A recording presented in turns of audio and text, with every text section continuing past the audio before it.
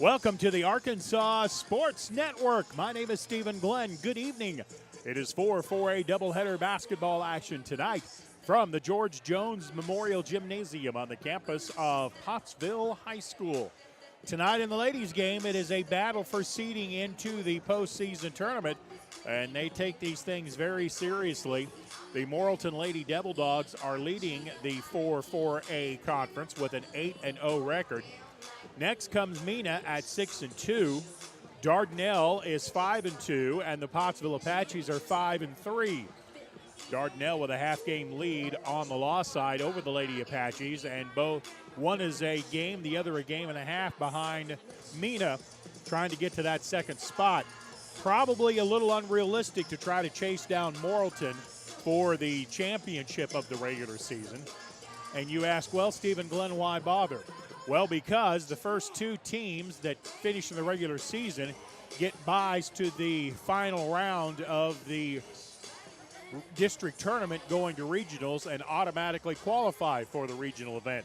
So if that event were to start tonight, it would be Morrilton and Mina with the automatic byes to the regional event. Everybody else would have had to earn their way there. They take the top four teams. You really don't want to have to earn that spot in the basketball coach. He had an assistant coach, by the way, that you might have heard of. His name is Joe Foley. Joe Foley led the Arkansas Tech Golden Suns to national championships, and he has really put the UALR Trojan ladies team on the map at NCAA Division I. So we are lined up, just about ready to get everything cranked up tonight here at the George Jones Memorial Gymnasium. Ladies and gentlemen, I will tell you that we will come back after this 2-minute timeout. Please stand for the pledge. When we return, we'll be back in 2 minutes. This is Pottsville Apache basketball. During the Great Depression, nothing came easy.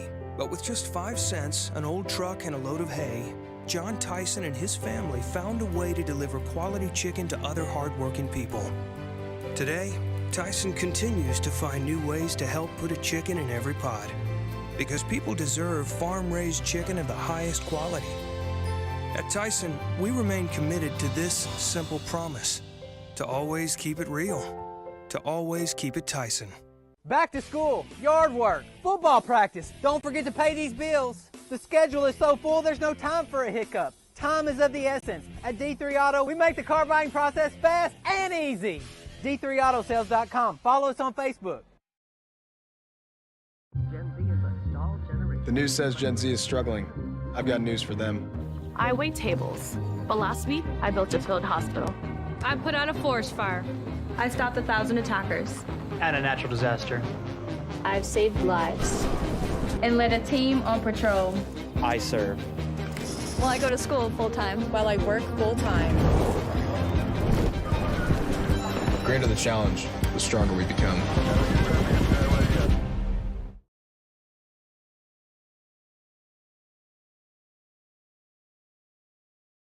There comes a time in all of our lives when we need the help of legal services. Well, let Leah Jacobs at Heirloom Legal at 425 North Church Street in Atkins be your go-to when you are needing assistance. If you're needing a will or a trust, maybe you're helping an elder parent with Medicaid issues, or planning on opening a brand new business, maybe you have another legal need.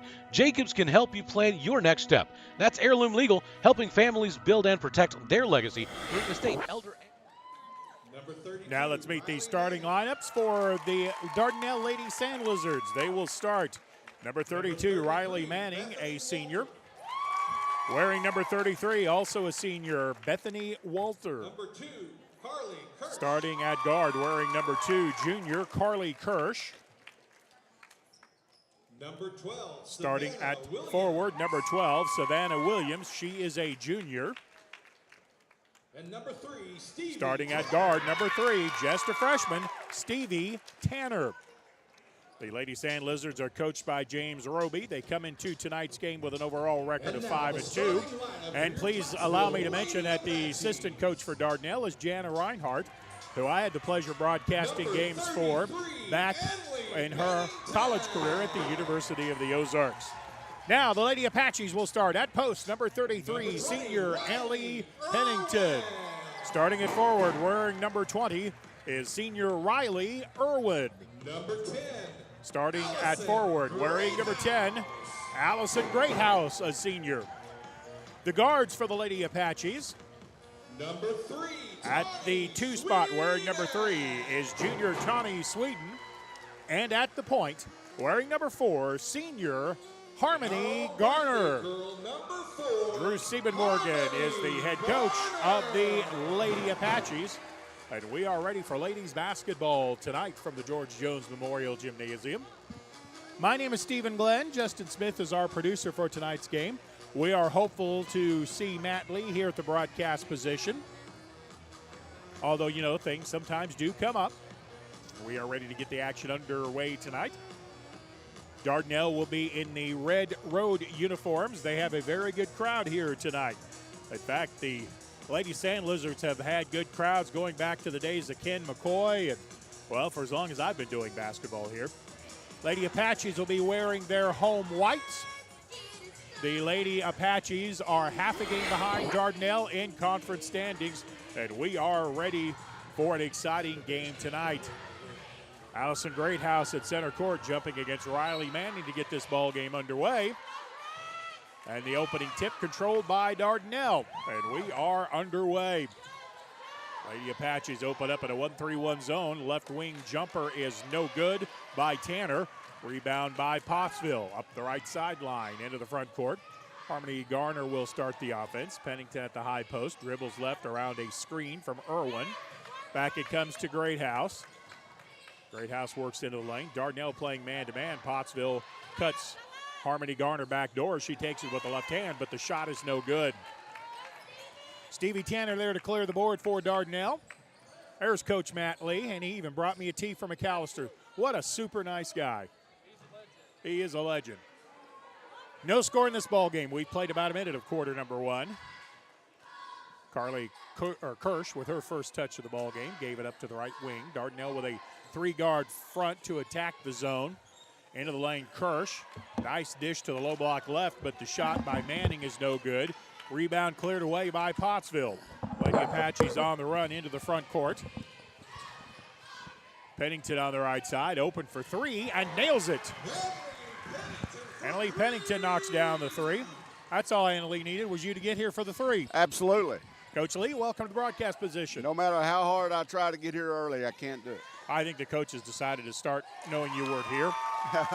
Bethany Walter with her first 3 of the evening, and she hits nothing but the bottom of the bucket. And we are tied at 3. Boy, once the scoring started, it's gotten serious. Looks like it. 2 teams hitting 3s.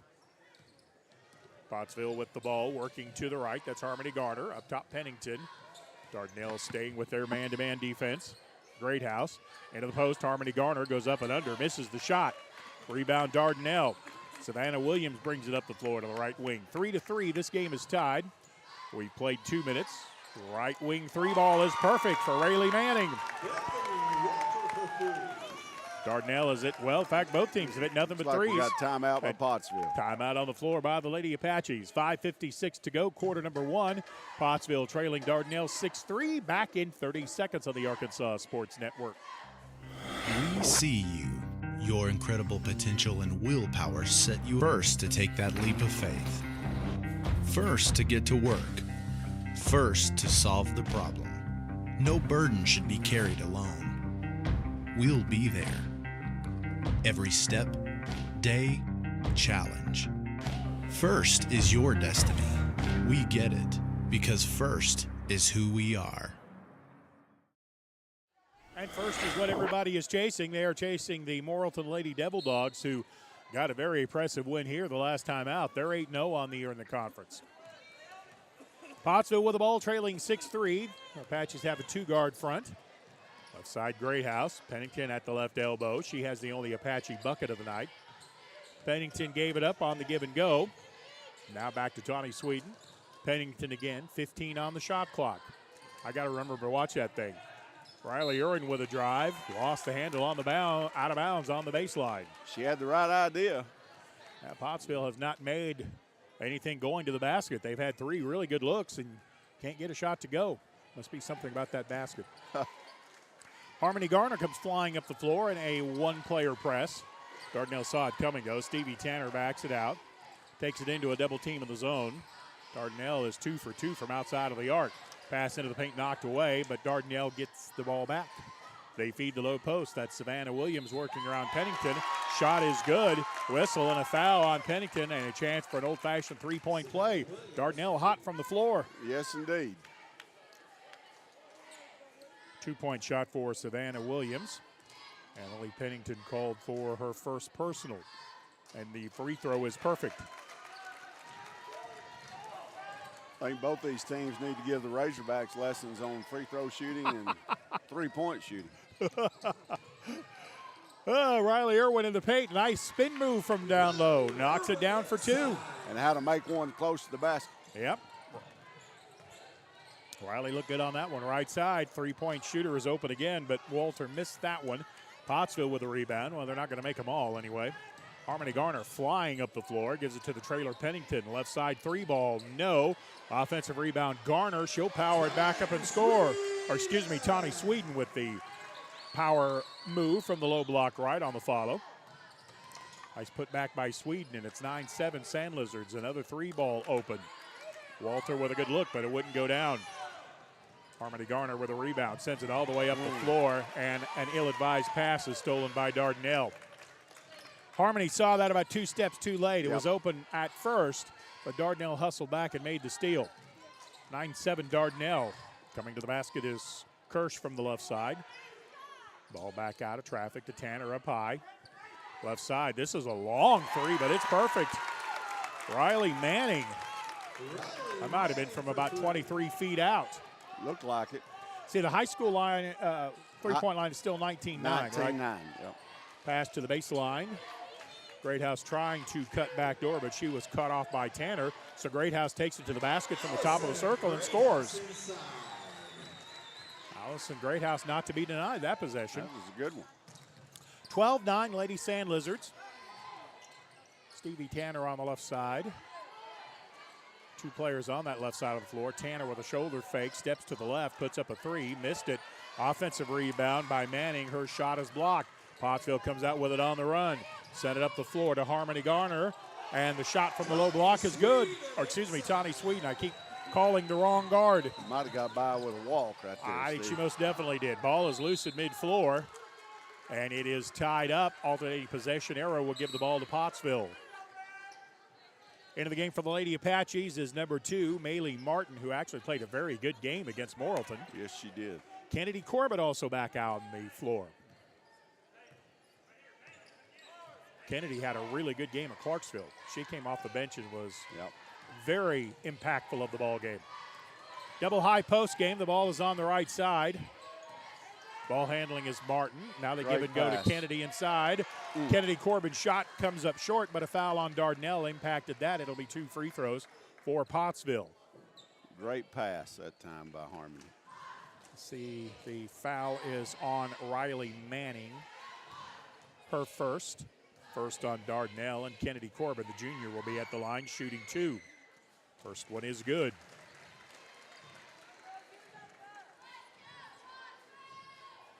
Our instant live fan feedback shows me that Coach Musselman is watching us shoot free throws. Second one is perfect. Pottsville a perfect 2 for 2. Dardanelle 1 for 1, so the teams are 3 for 3. Pottsville has taken their first lead of the night at 13-12. Stevie Tanner on the left side. Sweden steps out on her in a hurry. The three-point shot is no good. Smart play there by Tawny to just let it go out of bounds before Manning could get there. It'll be Pottsville ball and a 1-point lead. 2:32 to go in the quarter. I think I've heard the name Manning before related to the sport of basketball. Oh, yes. Wasn't some guy out of Kansas pretty good by that name? Pretty good. Nice backdoor cut to the left by Garner, but Corbin couldn't get a pass there. Now barely gets rid of the ball in time to avoid the 5-second count. Corbin with a nice low post. Pass comes into her. She scores and draws the foul from Riley Manning. That'll be her second. That'll be some foul difficulty for Coach Roby's bunch. The basket is good. Kennedy Corbin will be at the line to shoot free throws. For Dardanelle, Audrey Rowan is into the game. And I did not catch the other Sandlizard player. I'm sorry. 14. Number 14. Was it 14? That's Rowan. We'll get the other one momentarily. Three-point play opportunity for Kennedy Corbin. The right-handed junior nails it. Well, not only is she 3 for 3, they've all been perfect. They wouldn't even dare come out, would they? No. 16-12, Pottsville by 4. We're coming up on 2 minutes to play in the quarter. Dardanelle with a hot hand early. The Lady Apaches have overtaken and now have the lead. Although another 3-ball by Bethany Walter. I believe she's found a spot, Steve. Probably want to go guard her. Might need to. 16-15, Pottsville by 1. Dardanelle has made 4 threes in this quarter. Let's see. Annalie Pennington had the ball. Now gives it to Irwin. Irwin in the plate. Has Corbin on the baseline if she wants her, but instead comes back outside to Maylee Martin.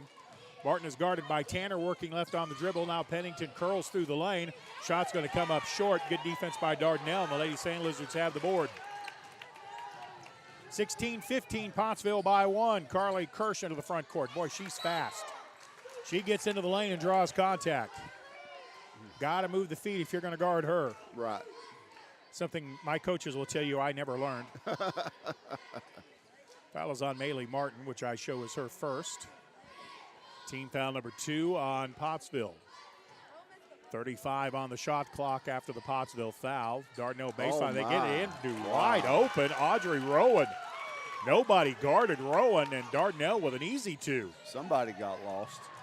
Pennington with a drive. Nice bounce pass in the lane. Found Corbin, and Kennedy Corbin will score. Corbin off the bench has 7 in the quarter for the Apaches. Lady Apaches 18, Lady Sandlizards 17. Kirsch out high, had the ball poked away. Greathouse with a steal, down the lane, run out layup is good. Defense turning into offense. I think Riley Irwin knocked that ball away, and Greathouse came up with it. 40 to shoot. Bounce pass into the lane, read by the Lady Apaches defense. They got a hand on it, it goes out of bounds, and it will be Pottsville ball. Last touch by Dardanelle.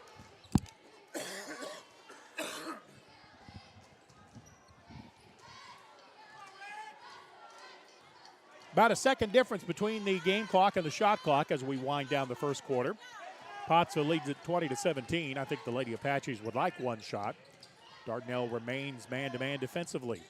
Out high ball handling is Harmony Garner. She's guarded by Kirsch. That's an interesting matchup. Pass to the left comes to Martin. Now up top Corbin. 13 on the shot clock. The Lady Apaches will start attacking now. Greathouse takes it all the way to the lane, poked away by Dardanelle. Sandlizards have a steal. Kirsch with a 1-on-4. She takes it all the way to the basket. Pennington blocks it from behind. It went off of Kirsch out of bounds. It'll be Pottsville ball. If Kirsch would have let it drop, it'd have been their ball. Kirsch made a mistake there and grabbed the ball after Pottsville touched it. Inbound pass to Garner, and Garner gets fouled at mid-floor. Now they're going to call it for a double dribble. My mistake. Wouldn't have mattered. It's been Pottsville ball at mid-floor, and you've only got 1/10 of a second. Yep. In fact, with 1/10 of a second. Can't get a shot off. Nope, you can't catch and shoot. All you can do is redirect the ball. So probably if you're Dardanelle, just put it in play, and let's go to quarter number 2. Evidently, they're going to put some time on the clock. Yep. Looks like. I do believe so. One of these officials is who we had for the Morrilton game, but he's got 2 different partners tonight, I noticed. It wasn't 4 seconds, I know. 4 seconds, they're putting back 4/10. Will you buy that? Yeah, I'll buy that. Now, you can get a shot I off. say 4/10 you can catch and shoot, but you have to do it in the same motion. Yep. And this came after. The shot goes, but it's no good. Came after the buzzer. Yep. Stevie Tanner made about a 28-foot shot, but it came after the buzzer. You can catch and shoot. You cannot catch, turn, and shoot. Right. Exactly. So we are at the end of the first quarter. Pottsville 20, Dardanelle 17. Back after this 1-minute timeout on the Arkansas Sports Network. During the Great Depression, nothing came easy.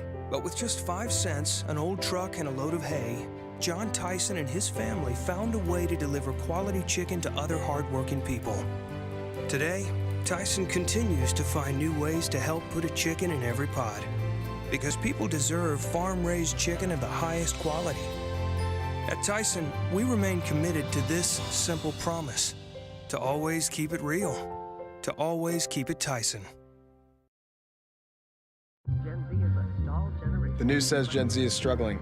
I've got news for them. I wait tables, but last week I built a field hospital. I put out a forest fire. I stopped 1,000 attackers. And a natural disaster. I've saved lives. And led a team on patrol. I serve. Well, I go to school full-time. While I work full-time. The greater the challenge, the stronger we become. Very impressive shot by Dardanelle. Unfortunately, came after the buzzer had expired. Stevie Tanner hit a very long three-pointer after the buzzer. Dardanelle still has the ball to begin the second quarter, and Pottsville takes it away. Greathouse with the steal, pulls up on the far sideline. Now into the front court, waits for Garner, but instead the pass comes to the left side. Riley Irwin isolated against Vasquez, who's checked into the game. Dardanelle's defense knocks the ball away. Kirsch comes up with it. She goes to the basket. Shot went down, but the whistle and a foul called before the shot. That was close. Yeah, it was. But the official definitively makes the call before the shot. Foul on Pottsville's Tawny Sweden, I believe. Yes, her first. Dardanelle ball, 20-17 Pottsville. Carly Kirsch into the lane. Shot no good, too strong. Irwin with a rebound. Pottsville looking to run. It's 5-on-5. Pottsville still in transition. On the left side, Sweden gives it out to Greathouse. Her three ball is good. Nice looking shot. Boy, both teams raining threes. We've had 4, 5, 6 threes in this game already. And we've played about a minute of the second quarter. Apaches with their biggest lead of the ball game at 23-17. Left side three ball for Dardanelle is off the back iron. Garner with the rebound. Harmony sends it up the floor to Irwin. Irwin had outrun everyone, missed the rebound. Corbin hustled back. She is tied up on the rebound, and the Pottsville Lady Apaches will have the ball on the alternating possession. That was a great pass. Yes, it was. Most certainly was. Pottsville out of the box set piece. Gets it into Irwin. Cutting inside, wide open down low. Tawny Sweden missed the shot. That's two really good looks that Pottsville hasn't converted. 23-17, Lady Apaches with the lead. Dardanelle with the ball. Stevie Tanner, who we know can hit a shot from outside, even though she has not hit one that counted. Another three ball right side from about 22 feet is no good. Long rebound controlled by Irwin after a couple of tips. Irwin dribbles out of a double team. Now we'll have numbers. It's 5-on-4. Irwin into the lane. Off balance shot, no good. Rebound Dardanelle. Audrey Rowan cleared the ball. 6:11 to go in the second quarter. 23-17 Pottsville. Tanner gives the ball to Walter. Great Give cut. and go, and the cut, layup, good. Carly Kirsch with a nice cut to the basket, a better feed to her, and she finishes for the Lady Sandlizards. Boy, both of these teams executing well offensively. Very well. Pottsville on a dribble drive. Garner got it inside. Kennedy Corbin, and she'll score with the power move from down low. I believe Corbin's wanting some more playing time, don't you, Steve? I believe she wants to join that starting lineup, don't you think? Pass into the lane, so. knocked away. May have been Corbin that got a hand on that. Went out of bounds on the baseline, last touched by the Lady Sandlizards. Maylee Martin back in for Pottsville. Riley Manning back in for Dardanelle after this timeout. 5:35 to go in the second quarter. Pottsville 25, Dardanelle 19. Back after this 1-minute timeout on the Arkansas Sports Network. There comes a time in all of our lives when we need the help of legal services. Well, let Leah Jacobs at Heirloom Legal at 425 North Church Street in Atkins be your go-to when you are needing assistance. If you're needing a will or a trust, maybe you're helping an elder parent with Medicaid issues, or planning on opening a brand new business, maybe you have another legal need. Jacobs can help you plan your next step. That's Heirloom Legal, helping families build and protect their legacy through estate, elder, and business planning. Call 501-819-2553, and walk-ins are welcome. Back to school, yard work, football practice. Don't forget to pay these bills. The schedule is so full, there's no time for a hiccup. Time is of the essence. At D3 Auto, we make the car buying process fast and easy. D3Autosales.com. Follow us on Facebook. Also back into the game for Dardanelle after the timeout is number 12, Savannah Williams. This is an interesting lineup for the Lady Apaches, Coach. They have both Annalie Pennington and Kennedy Corbin in the game at the same time. That is interesting. We'll see how it works out. You run Annalie at the 4th spot, I would imagine? I would think so. Although both girls can shoot it. Pottsville has it into the front court. Good hustle by Pennington to keep the ball alive after Dardanelle had knocked it away. It's Harmony Garner now ball handling. Free throw line extended right. Dardanelle with good defense. Pass to the baseline, and we're going to have a hand check here. Well, we had a mismatch on the block that time if they could have got it to Corbin. Well, and that's what this offense is going to create. Bethany Walter called for the personal foul, which is her first. Third on the team, so no free throws here. Inbound pass from Martin comes out front to Garner. Harmony with a left-handed dribble, gets it back to Greathouse. Allison into the lane, steps back. Pennington on the baseline, passed on a relatively open 14-footer. I thought she had it. Ball went out of bounds. Last touch by Dardanelle will be Pottsville ball, 25 on the shot clock. Sure seemed like that took more than 10 seconds. I thought it did. What do I know? I could barely count to 10 sometimes. Harmony Garner ball handling from the right elbow. Pretty good defense by Carly Kirsch. That's a fun matchup. Both of these teams play good defense. Pennington on the baseline, spins into a double team. Got it back out to Greathouse. Filling the lane. Allison from the low block right. Missed it. Corbin kept it alive one time, but Kirsch came out with it. Had a good look.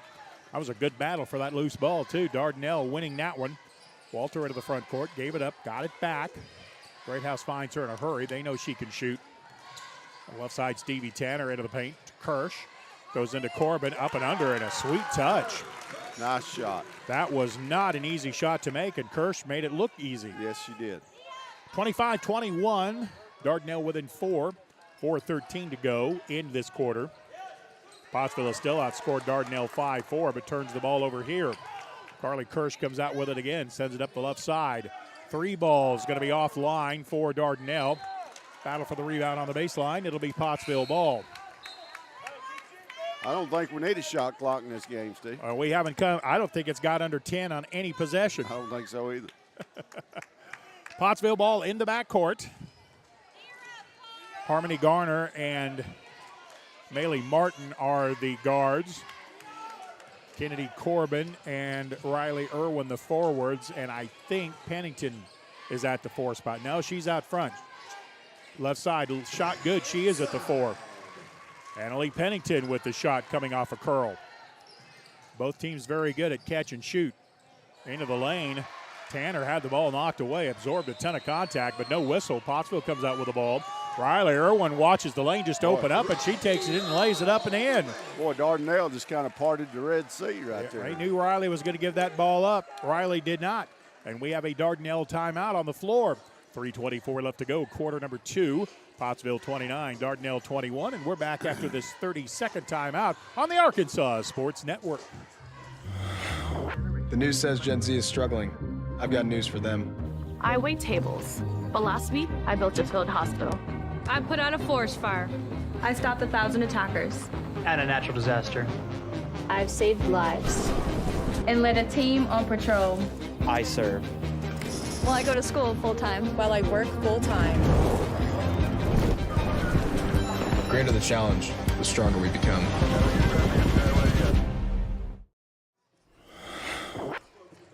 Some Matador defense there by Dardanelle. Yes, indeed. Kind of reminds me of how I played defense. Is it bad if I'm screaming for help all the way from half court? Yes, indeed. Pottsville with a nice job. Riley Irwin, that was a pretty finish. 29-21. Lady Apaches with the lead, but this Lady Sandlizard bunch is tough. This game is far from over the way they can shoot it. 3:12 to go, quarter number 2. That's Carly Kirsch with the ball at the left wing. Top of the circle, Tanner. Kirsch again. Nice job by Maylee Martin guarding her. Pass comes to the high post, Savannah Williams. She drives in on the bigger Corbin. Kennedy moved her feet well, stopped the drive. Ball got knocked out of bounds, and it was last touched by Dardanelle. Boy, that's another thing about Kennedy Corbin. Not only is she tall, she moves her feet well on defense. She does. Just because I didn't do it doesn't mean I can't recognize it. Maylee Martin from the left wing to Corbin. Triangle game on the left side of the floor. On the baseline, Riley Irwin rises up from 12 and knocks it down. That was that old triangle defense. Yes, that it was. Was the coach for the Bulls for so many years? He loved that triangle. What was his name, Steve? Phil Jackson. Yep, Phil Jackson. Phil Jackson loved him some triangle. Shot blocked in the lane by Pottsville. Kirsch came up with the ball. No shot clock reset as the shot was a clean block. Nice step through by Williams, finds the wing shooter. Manning missed it. That may be her first miss of the night. Pottsville cleared the board. I like this lineup of both Corbin and Pennington. Riley Irwin to the baseline, dribbles around a double team, reverses, but then couldn't get the shot to fall. Battle for the rebound, and the ball goes out of bounds underneath the Pottsville hoop, and it will be Dardanelle ball. And for Dardanelle, Audrey Rowan, along with number 20, Baden Vasquez.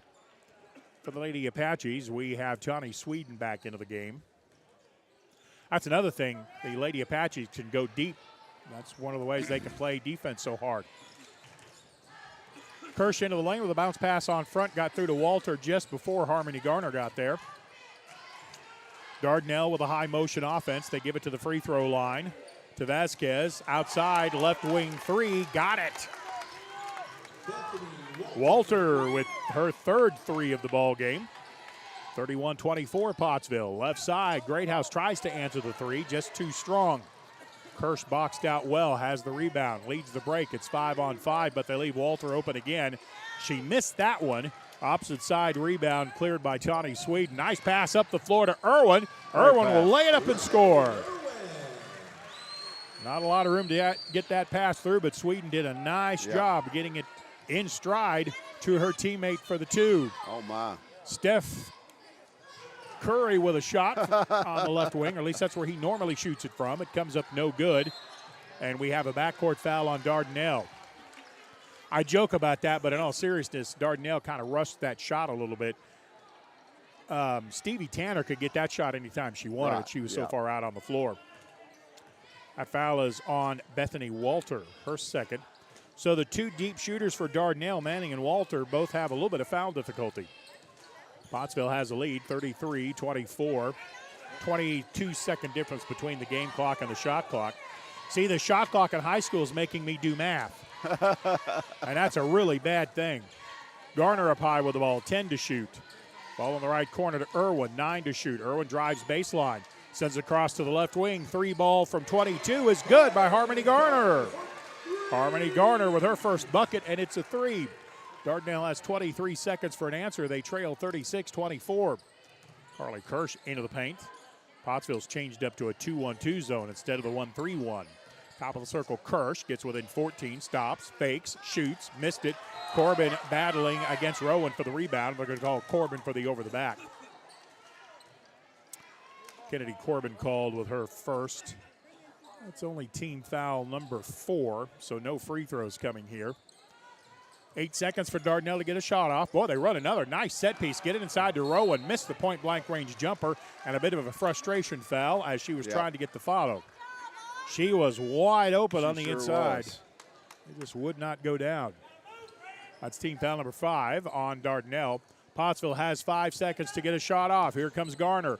Here comes Garner into the lane and throws it out of bounds on the baseline. Try to get it to Corbin, but Corbin had already cleared the spot. She thought Garner was going to take it to the hoop. Dardanelle with 1 second. They bring it to mid-floor, will not get a shot off, and we have played 2 quarters of basketball. It's been pretty fun so far. After 2, Pottsville 36, Dardanelle 24. We're back after this 1-minute timeout on the Arkansas Sports Network.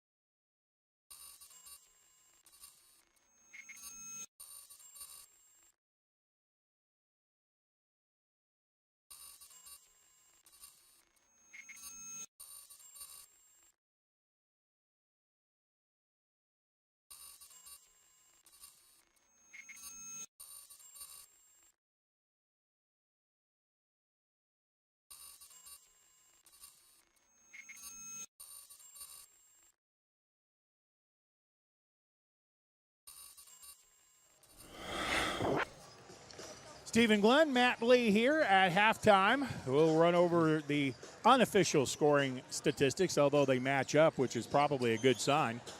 The leading scorer in the ball game has been Kennedy Corbin. She came off the bench for 9 points for the Lady Apaches. Allison Greathouse has 7. Riley Irwin with 8. She had 6 in that quarter, all of them driving to the basket. Annalie Pennington had 5. Tawny Sweden had 4. And Harmony Garner has a 3 that she hit late in the second quarter. That's the 36 points for the Apaches. For the Lady Sandlizards, they started out shooting great, and then the Lady Apache defense held them to 7 points in that second quarter. That's pretty good. Good quarter by the Apaches. Leading scorers for Dardanelle are Bethany Walter and Rayleigh Manning. They have 6 apiece. 4 points for Carly Kirsch, 3 for Emma McIntyre, and 2 for Audrey Rowan. Pretty good first half, Coach Lee. Yes, it was. Good balance by the Lady Apaches. I thought Corbin come in and played great, gave some good minutes off the bench. It'll be interesting to see if Coach Stephen Morgan, starts her back or try to get the spark coming back off the bench again. Awesome. We'll come back with second half action from the George Jones Memorial Gymnasium in a little over 5 minutes from now. For Matt Lee, I'm Stephen Glenn. So long for just a little while. There comes a time in all of our lives when we need the help of legal services. Well, let Leah Jacobs at Heirloom Legal at 425 North Church Street in Atkins be your go-to when you are needing assistance. If you're needing a will or a trust, maybe you're helping an elder parent with Medicaid issues, or planning on opening a brand new business, maybe you have another legal need. Jacobs can help you plan your next step. That's Heirloom Legal, helping families build and protect their legacy through estate, elder, and business planning. Call 501-819-2553, and walk-ins are welcome.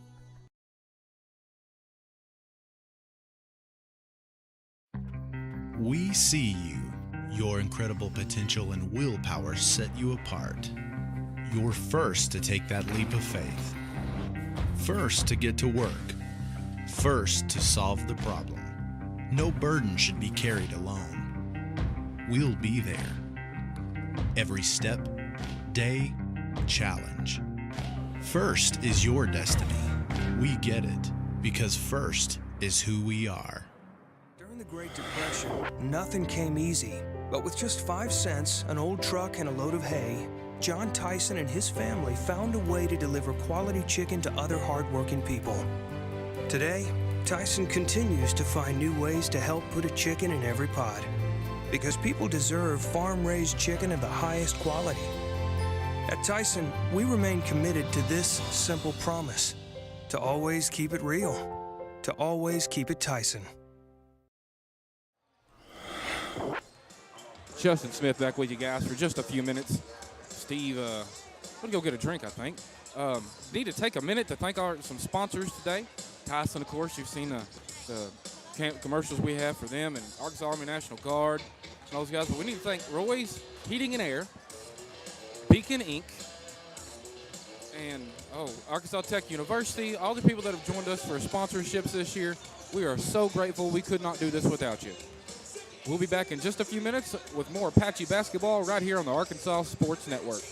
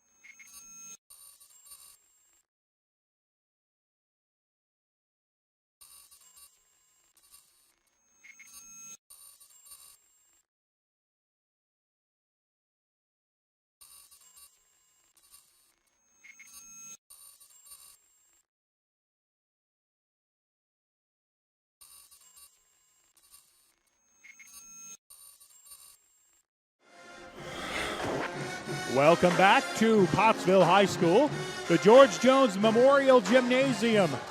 4A conference basketball tonight, a doubleheader. In the ladies' game, the Pottsville Lady Apaches leading the Lady Sandlizards 36-24. In conference standings, Dardanelle has a half-game lead. It's on the loss side. Both teams have 5 wins. Lady Apaches have lost 3 games. Dardanelle only losing 2. That will even up this week. Dardanelle, I think, a little bit later in the week, they'll have Waldron next. In fact, Dardanelle has 3 home games, so if you're going to make up some ground, you probably ought to do it soon. Absolutely. This is a huge game as far as seeding for the conference tournament. If Pottsville can possibly pull this one out, and they'll have a leg up as far as the number 3 seed. Well, yeah, because they won't lose a conference game Thursday night. That Subiaco girls team isn't very good. Yeah. They hadn't won a game all year, I don't think, have they? No. They got the longest losing streak, I think, in AAA history. Well, actually, Coach Stephen Morgan doesn't believe in nights off. He likes the regular 2-game cycles. So the Lady Apaches are going to travel to Bauxite, which, while in our football conference, is not in our basketball conference. Man, I love me some AAA. Dardanelle ball to begin quarter number 3. Pottsville leads at 36-24. And the Lady Apaches have gone back to the original starting lineup, so Kennedy Corbin is on the bench. Coach Stephen Morgan likes that spark, doesn't he? Yes, he does. Dardanelle ball, Manning on the baseline. Gets it out to the right side to Tanner. Top of the circle, Kirsch. Long 3, that's no good. Dardanelle's taking those 3s, I think, about a step further back than Coach Roby wants them to. I think so. Riley Irwin got it on the baseline. She's operating inside, guarded by Williams. Got it across the lane to Harmony Garner. And Garner with a score. Garner on a personal 5-0 run for Pottsville. She has scored the last 5 Lady Apache points. Pottsville in a... Is this the 1-3-1? Yeah, it's the 1-3-1. Yes. Yeah, you had to see where that low block player went. Left side 2-pointer put up and bang. Savannah Williams made that one look easy. She had a foot on the line. In fact, she may have had 2 feet on the line. 38-26, Pottsville with the lead. Harmony Garner picks up the dribble and is called for a travel. I looked funny, but I didn't see the travel. She pushed off. off. Elbow. Okay, Yep. okay. That I didn't see. I thought she traveled. But So that is her first personal, team foul number 1 on the second half. All right. Nice no-look pass to Savannah Williams. She drives to the basket. Help side comes over to block the shot, but commits the foul at the same time. And that's going to be on Tawny Sweden, which is her second. Fouled in the act was Savannah Williams. She'll come to the line to shoot a couple of free throws. Savannah's first free throw is perfect. By the way, we have not had a missed free throw in this game by either team. Oh, you just jinxed it. Jinxed it. Notice Dardanelle shooting when I said that. See, look at you. Yep. See, look what you caused. Doggone it, boy. Oops, Dardanelle missed. Pottsville with a rebound. Riley Irwin dribbling the length of the floor, put up an 8-footer, left it short. Good rebound. Flying into the lane comes Harmony Garner to get the ball out to Pennington, and Pottsville will recycle. A post-up Irwin on the low block left. Her turnaround shot comes up short, but she's going to draw the foul on the Dardanelle defense. Garner just come out of nowhere there, didn't she? Boy, she did. She came flying in there like she meant it. And, a lot of times that's what rebounding is. It's want to. Oh, yeah. Yeah. Riley Irwin at the line. She'll shoot 2. I guess you're going to blame me for that one, too. That's no good. Riley has 8 in the game.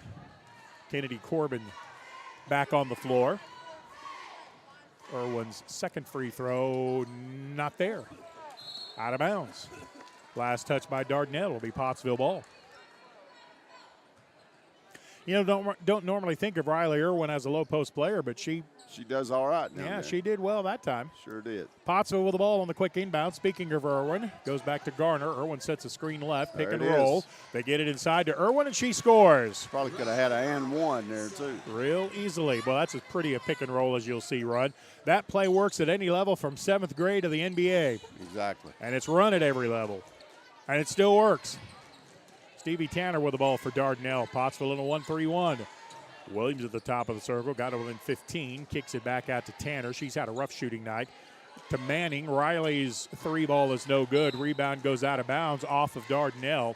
Pottsville's doing a little better job of guarding the three-point shooters right now this quarter. They're forcing the shooters about an extra step out on the floor, and that's been the difference in the shot. Pottsville leads it 40-27. Harmony Garner brings it into the front court against Dardanelle's Carly Kirsch. Out high with the ball, Greathouse had it knocked away. It is loose. Tanner rips it away, but not before a tie-up is called. The alternating possession arrow favors Pottsville. I can see it from here. 40-27, Lady Apaches with the lead. 5:36 to go in quarter number 3. Inbound comes to Irwin. Tawny Sweeten got knocked down on that play, but no whistle. Sweeten cuts into the lane, had it poked away from behind, but she comes up with a loose ball. 10 seconds to shoot for Pottsville. I'm not sure they know it. Dardanelle read the pass into the corner. I think the Dardanelle girl is on the line. Yep. And it goes out of bounds. It will be Pottsville ball with 8 seconds to shoot. I'll bet the Lady Apaches know it now. Irwin looking to get it in play. Comes into Garner with 7. Garner drives across the lane with 5. Garner stepped back, beat the shot clock. Shot wouldn't go down. Greathouse on the baseline did a nice job coming up with that loose ball. She's about 3 inches taller than Tanner, and it helped that time. Exactly. Irwin across the lane, puts it up, and the layup is good. Could have had an and one there, too. She just muscled that one in. Yep. That's all there was to that. 42-27, Pottsville with the lead. Dardanelle with the ball in a hurry. Right side, Manning passed on a 3. That surprised me. Into the left corner, Walter will take the 3. Left-handed 3 comes up short. Out front official has a foul on the battle for the rebound on Riley Irwin. Well, to be honest, I kind of thought Riley did commit a foul there going for the ball. I just didn't expect that official to call it. I really didn't see it. Baden Vasquez checks into the game for Dardanelle, as does Audrey Rowan. A timeout on the floor. So I've got a timeout Pottsville, I think. 4 minutes, 48 seconds left to go in the third quarter. We'll come back with more Lady Apache basketball after this 1 minute timeout. Back to school, yard work, football practice. Don't forget to pay these bills. The schedule is so full, there's no time for a hiccup. Time is of the essence. At D3 Auto, we make the car buying process fast and easy. D3AutoSales.com. Follow us on Facebook. The news says Gen Z is struggling. I've got news for them. I wait tables, but last week I built a field hospital. I put out a forest fire. I stopped 1,000 attackers. And a natural disaster. I've saved lives and led a team on patrol. I serve. Well, I go to school full time. While I work full time. The greater the challenge, the stronger we become.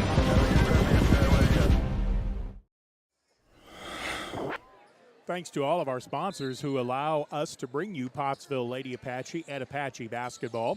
On the set piece inside to Rowan, she misses the point-blank range shot, but then gets fouled battling for the rebound. That's about the third easy look inside Dardanelle's gotten on a set piece. I think I know what Pottsville's going to work on in practice tomorrow. Dardanelle ball. They do not guard Walter, who puts it in and sends it with a little too much smoke on it out to Kirsch, and it goes out of bounds. It'll be Pottsville ball. 42-27, Lady Apaches with the lead. No lineup changes for Pottsville after the timeout. Coach Siebenmorgan spent that entire timeout talking to the out front official who called the foul on Irwin on the baseline. I don't know what they were talking about. I'm not sure. Foul on Pottsville's defense is called on. No, that's on Dardanelle. My mistake. I didn't think that looked right. Kirsch called for the foul. That is her first, and we got another whistle. And we have a hold called on Kirsch. That's 2 fouls in less than a second. Pottsville now has it inbound and working it, bringing it to the baseline, Maylee Martin, and she steps out of bounds. A little too much dribbling that time. She either had a walk or stepped out of bounds, one or the other there that time. Dribbled into a bad spot, and the Dardanelle defense of Bethany Walter did a nice job not bailing her out with a foul. Pottsville leads at 42-27. I did not see that coming.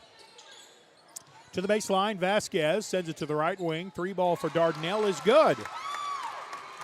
Bethany Walter has her 9th point of the game. They've all been from beyond 20 feet.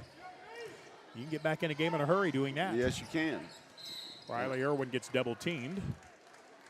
Could call the foul on either Dardanelle defender. They are going to call Bethany Walter, and that's big because it's her 3rd.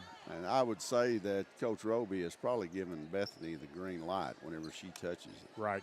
And even with the 3 fouls, I think Dardanelle has to leave her in the game, Yes. trailing 42-30. I think so. Pottsville ball. Riley Irwin will trigger it in on the right side on the baseline. Pennington sets a screen and then steps away from the pick to get the inbound pass. Comes down low to Irwin. Good move. Up Wow. and over and around and off the backboard for 2. Riley Irwin with the bucket. She has 6 in the quarter, 14 in the game for Pottsville. Bethany Walter on the left side. Just not enough three-point shooting by Dardanelle to get Pottsville out of the zone. Three-point launch by Kirsch is no good. Long rebound goes to Dardanelle. They get a fresh 35. Kirsch thought about another one, instead gives it to Tanner. She launches from downtown. That's no good. Oh, that's a double dribble. Yeah, double dribble on the baseline. The out front official saw it. Audrey Rowan stopped and put it back on the floor again, which you are not allowed to do. Sorry, Steve. The old officiating come out in me on that one. No, because to be honest, I knew it didn't look right. I just didn't know what it was. Like I say, it's a good thing we have a broadcast crew where at least one of us knows something about basketball. 44-30, Pottsville with the lead by 14. Harmony Garner handles it into the lane, gets it to the baseline good ball movement. To Tawny Sweden, who added it to Corbin. Kennedy with a hesitation to draw the foul and then converts inside the paint for 2. She'll come to the line with a chance for a 3-point play. Well, Kennedy has played perhaps her best game as a Lady Apache. I think so. That foul was on Audrey Rowan, which is her 2nd, team's 5th. Free throw was in and out, no good by Corbin. Kennedy has 11 in the game coming off the bench. Pottsville by 16, 46-30. Oh. Pass into the lane, poked away by Corbin. Lady Apaches have it. Irwin gets knocked down at mid-floor. The ball is loose. Dardanelle picks it up. That was quite a scrum. Yes, it was. Dardanelle keeps the ball alive on the offensive end of the floor.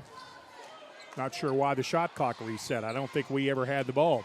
Right side 3, put up and good. Bethany Walter with the 3 ball. 46-33, Pottsville by 13. Harmony Garner in the lane, had a reverse layup if she wanted it. Tried to throw it out of traffic, and Dardanelle has the steal. Bethany Walter pull up from 14. That's too close. She needs to shoot from 3. I was thinking the same thing, Steve. Rebound, Harmony Garner. Harmony will bring it up the floor. Pass to the right side. Touch pass into the lane to Pennington. Oh, my goodness. She got knocked down to the floor with a nice elbow smash. That is not a foul at this level, and the ball goes out of bounds. That's a block in the back, a 10-yard penalty from the spot of the foul. Yeah.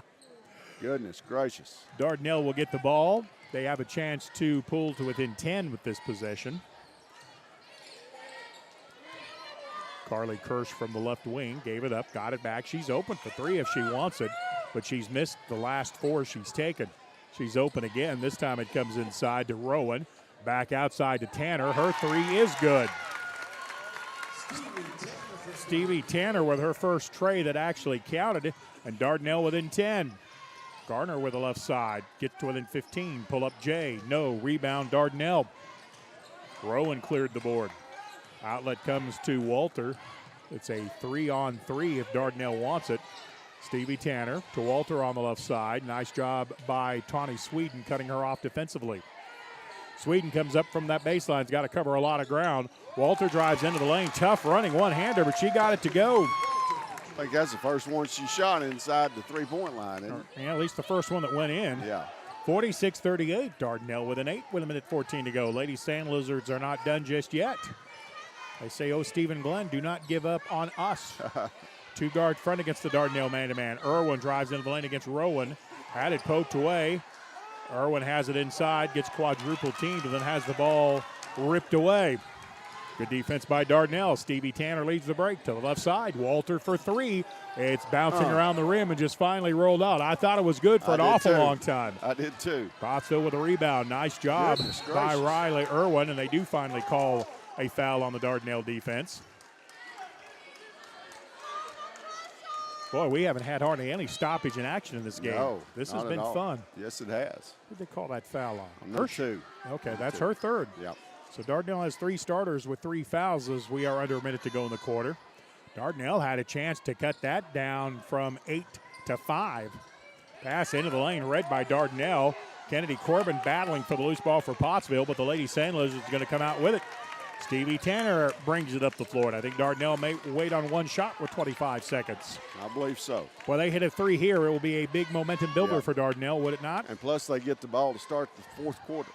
Stevie Tanner will just hold the ball. The defense does not have to come guard her. 14 on the shot clock. On the left side, Walter. To the left elbow, Vasquez. Tanner, left side. Walter for 3. In and out, no good. Putback, no. Another putback by Dardanelle will draw a foul. That was a smart play by Audrey Rowan. It was. She got it on the left side, drove over across the lane to get the foul from the defense, and she'll be at the line to shoot 2. Kennedy Corbin called for her second foul, got her with the body. Audrey Rowan at the line. Her first of 2 is off the back of the rim, no good. Boy, Dardanelle has had several chances to get this lead under 8. Here comes Rowan's second free throw. She'll hit this one. I thought it was going to be short, Steve. I did too. Pottsville with Garner in the backcourt with 1 second. Shot, even if it goes, won't count, and it's offline to the right. At the end of 3, Pottsville 46, Dardanelle 39. Back in 1 minute on the Arkansas Sports Network. There comes a time in all of our lives when we need the help of legal services. Well, let Leah Jacobs at Heirloom Legal at 425 North Church Street in Atkins be your go-to when you are needing assistance. If you're needing a will or a trust, maybe you're helping an elder parent with Medicaid issues, or planning on opening a brand new business, maybe you have another legal need. Jacobs can help you plan your next step. That's Heirloom Legal, helping families build and protect their legacy through estate, elder, and business planning. Call 501-819-2553, and walk-ins are welcome.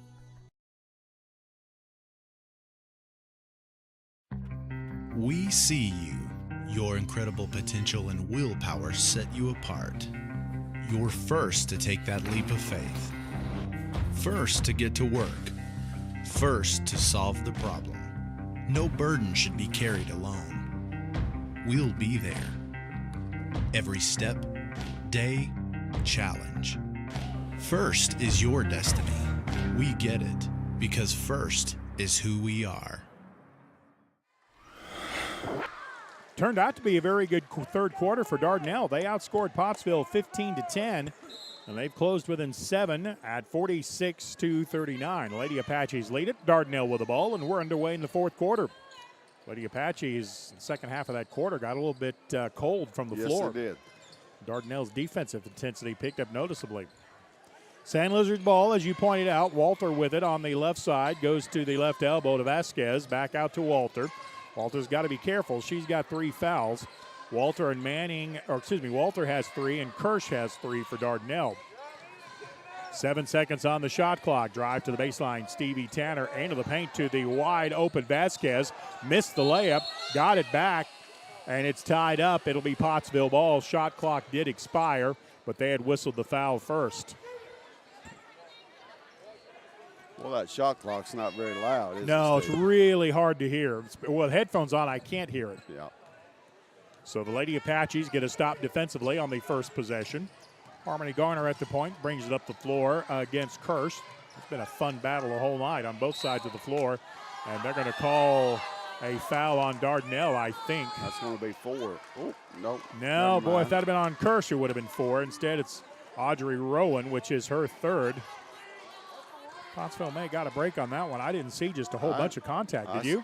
No. I didn't even think 14 was Gardner. No, I didn't either. I don't even know who the shooter is.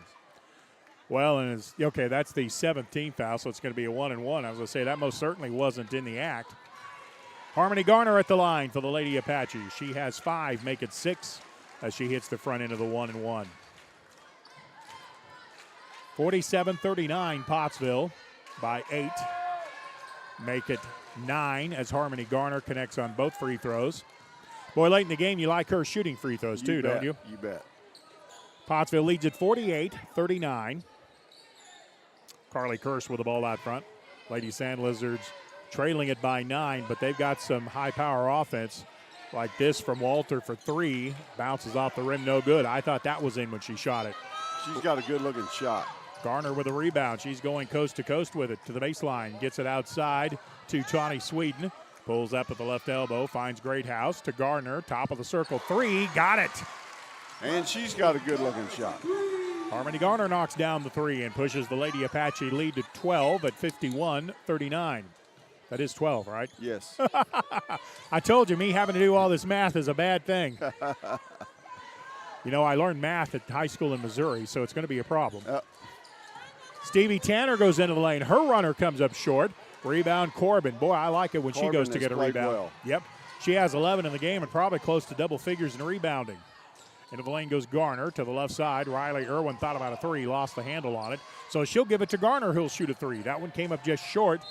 Goes out of bounds on the baseline. Harmony was about a step further back when she shot that one. I don't think Coach Stephen Morgan wanted that shot at that particular time. Yeah, not with that particular time on the shot clock, that's for sure. Well, the shot clock has really revolutionized the way this game is played at the high school level. Yeah. At first, I wasn't sure it was a good idea, but I do like it now. Way outside of Stevie Tanner. One times it, no good. Pottsville there with a stop. Kennedy Corman got rid of the ball before she got knocked down. The Lady Sandlizards back, but it's a 4-on-3. Pottsville on the attack. Irwin from the left side. Gives up the dribble. Garner got it. Walter almost got there first, but Garner to the basket, but she walked. Yep. She did. The Euro jump travel. Exactly. Riley Manning back into the game. She had 2 threes in the first quarter and nothing since. You know what? Harmony Garner may be a little bit tired, and Coach Siebenborgen's going to give her a break. I think so. She's played hard. I'm certainly tired. We get watching both of them. Yeah, I know. That's wearing me out. Manning on the left side. Greathouse closes out on her in the zone. Dardanelle in the lane to the right side. Walter for 3.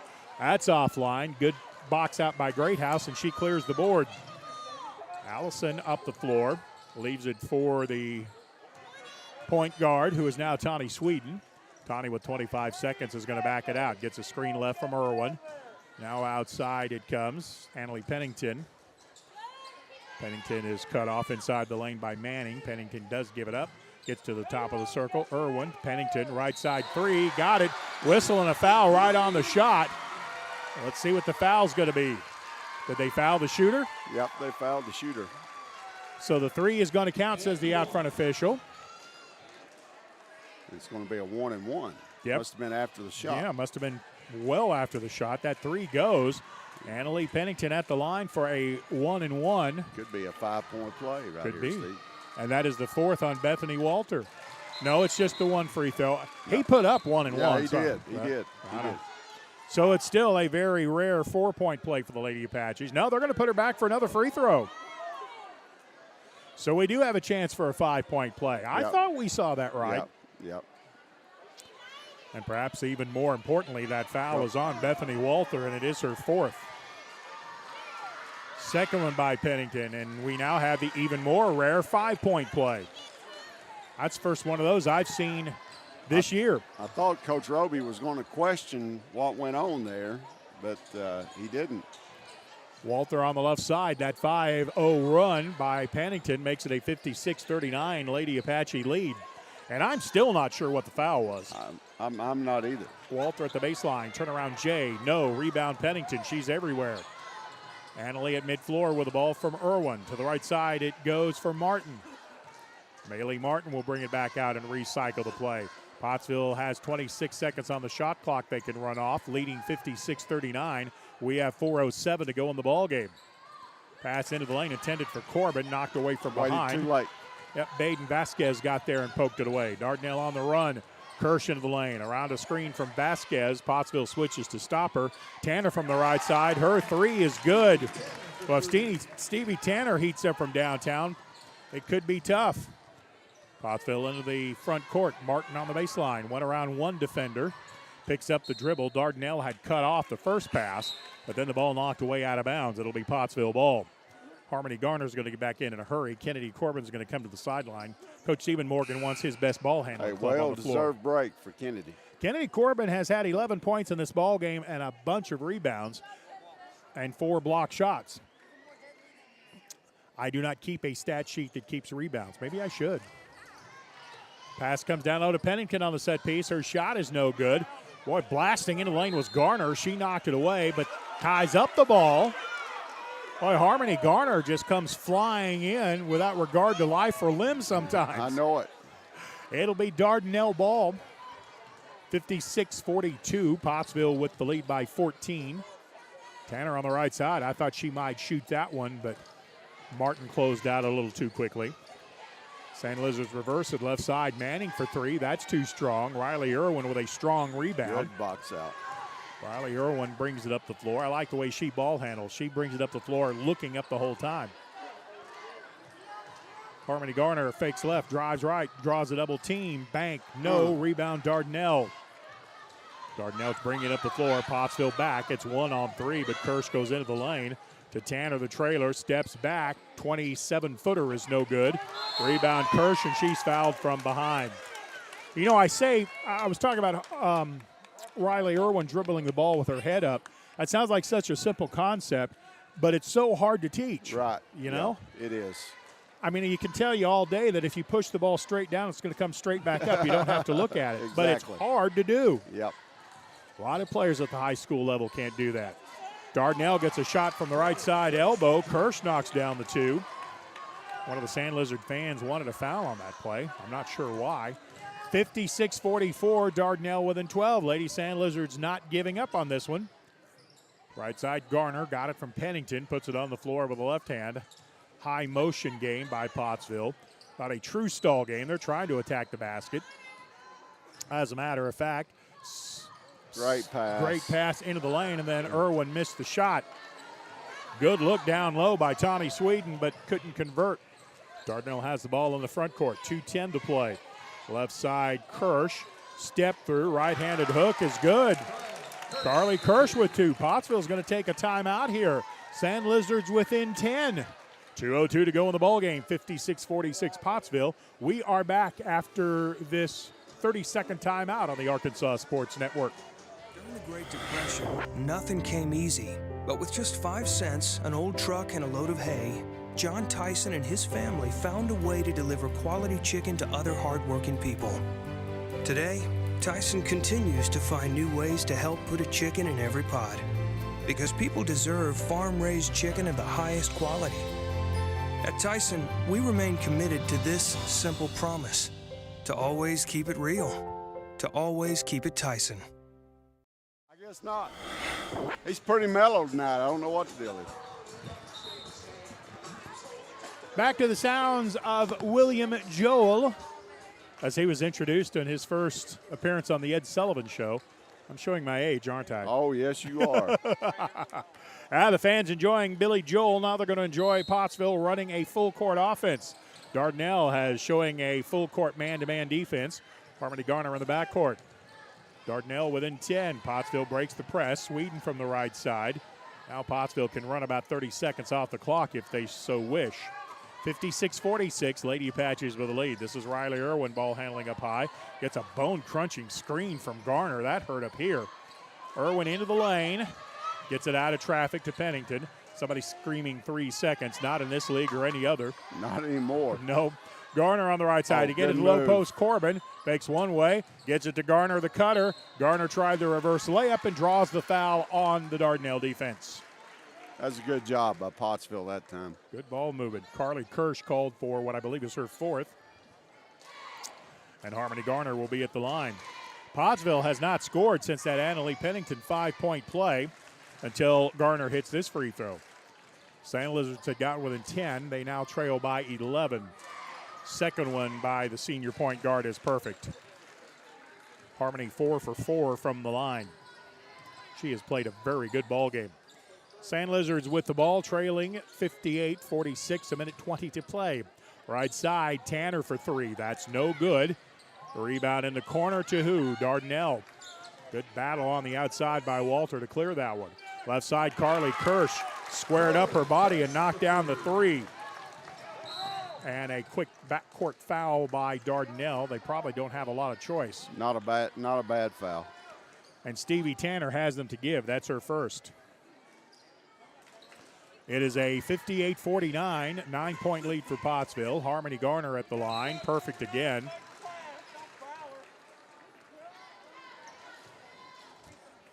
Coach Stephen Morgan going offense for defense now. Garner with 13, make it 14. And her free throws have all been identical. Dardanelle into the front court quickly. Tanner launches left side. Boy, I thought that was going to go for a second. I did too. Riley Irwin clears the rebound, and that may do it. Pottsville leads at 60-49. We're under a minute to go. Harmony Garner with her Curly Neal impersonation. The little Harlem Globetrotter dribbling drill will keep the ball in Pottsville possession. I think she just tripped over her own feet right there, but she still managed to handle the basketball. Timeout on the floor. Pottsville leads at 60-49. We're back in 1 minute on the Arkansas Sports Network. Gen Z is a stall generation. The news says Gen Z is struggling. I've got news for them. I wait tables, but last week I built a field hospital. I put out a forest fire. I stopped 1,000 attackers. And a natural disaster. I've saved lives and led a team on patrol. I serve. Well, I go to school full time. While I work full time. The greater the challenge, the stronger we become.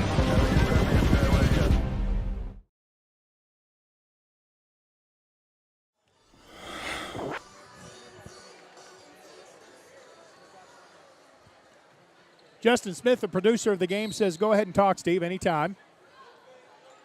I appreciate him keeping us on the internet with the live stream. Pottsville with the ball at midfloor, leading 60-49. Kennedy Corbin into the front court off the set piece. Greathouse is tied up and then fouled by Stevie Tanner. That is who Coach Roby wants giving fouls. By the way, this Dardanelle team is going to do nothing but get better.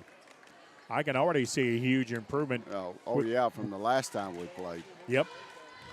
Allison Greathouse will be at the line for the Lady Apaches. Her free throw comes up short. Allison has 7 in the game. She's played very well. Maylee Martin will be back into the game. But second free throw in flight. Allison got the second. Into the lineup for the Lady Apaches. Tawny Sweden.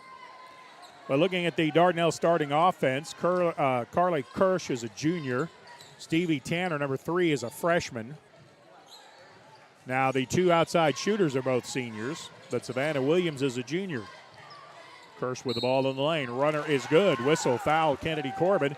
But a chance for a 3-point play. By the way, this Dardanelle team does not go away. No, they don't. 61-51, Pottsville by 10. 22 9/10 remaining. Annalie Pennington will check into the game, as does Allison Greathouse. Carly Kirsch trying to complete the old-fashioned 3-point play, which she does. Pottsville by 9, 61-52, 20 seconds to go. Harmony Garner gets pushed at mid-floor, but no official was there to see it, so Pottsville keeps dribbling away time, and now the foul is called on Stevie Tanner. Yeah, Tanner is a freshman. Audrey Rowan, the first Lady Sandlizard off the bench, is a junior. Vasquez also a junior. So this team's going to be pretty good next year. Yes, they will. Harmony Garner with another free throw.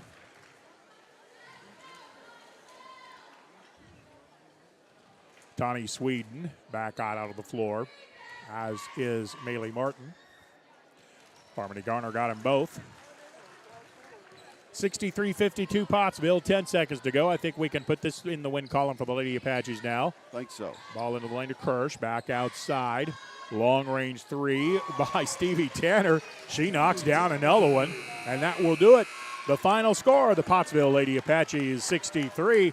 The Dardanelle Lady Sandlizards battling to the end. They'll fall in this game 63-55. I'm Stephen Glenn. We'll come back and wrap up the first game of tonight's 2 after this 1-minute timeout on the Pottsville Apache Sports Network. We see you. Your incredible potential and willpower set you apart.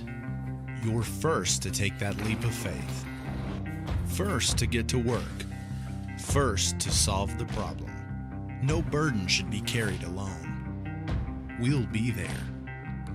Every step, day, challenge. First is your destiny. We get it, because first is who we are. During the Great Depression, nothing came easy. But with just 5 cents, an old truck, and a load of hay, John Tyson and his family found a way to deliver quality chicken to other hardworking people. Today, Tyson continues to find new ways to help put a chicken in every pot. Because people deserve farm-raised chicken of the highest quality.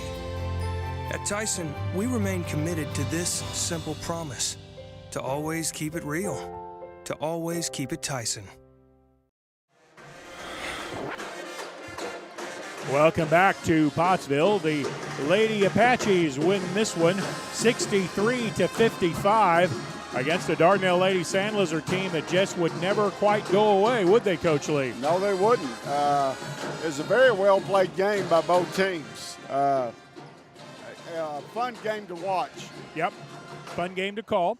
Lady Apache's leading scorer was Harmony Garner.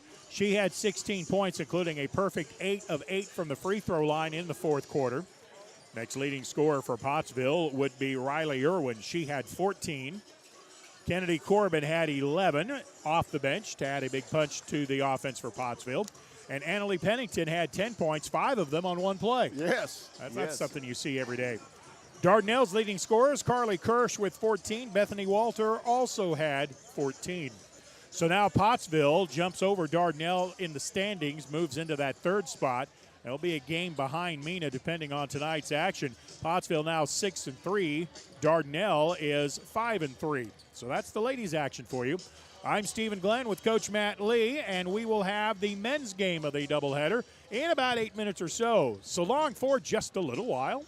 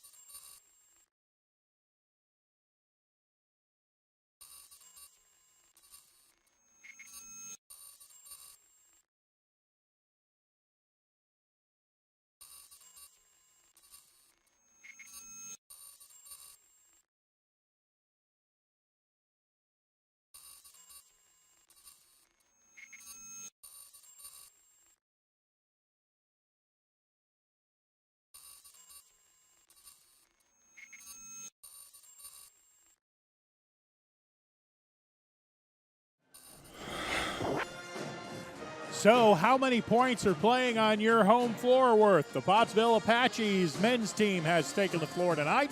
They are taking on the undefeated, at least in conference, Dardanelle Sandlizards.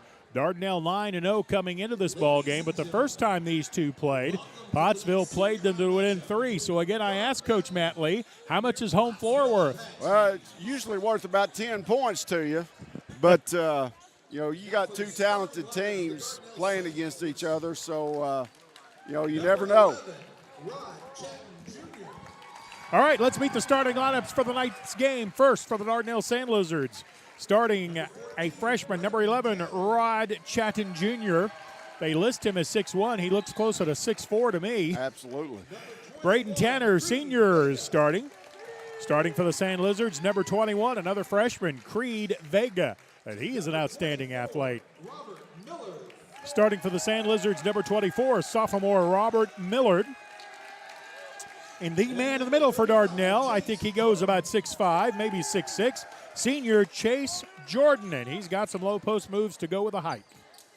By the way, this Dardanelle team kind of likes getting up and down the floor, don't they? Yes, they do. They do for a fact. Now for the Pottsville Apaches, Coach Garrett Hill has kind of settled in on a first 5. He will start at guard, number 10, Carson Palmer.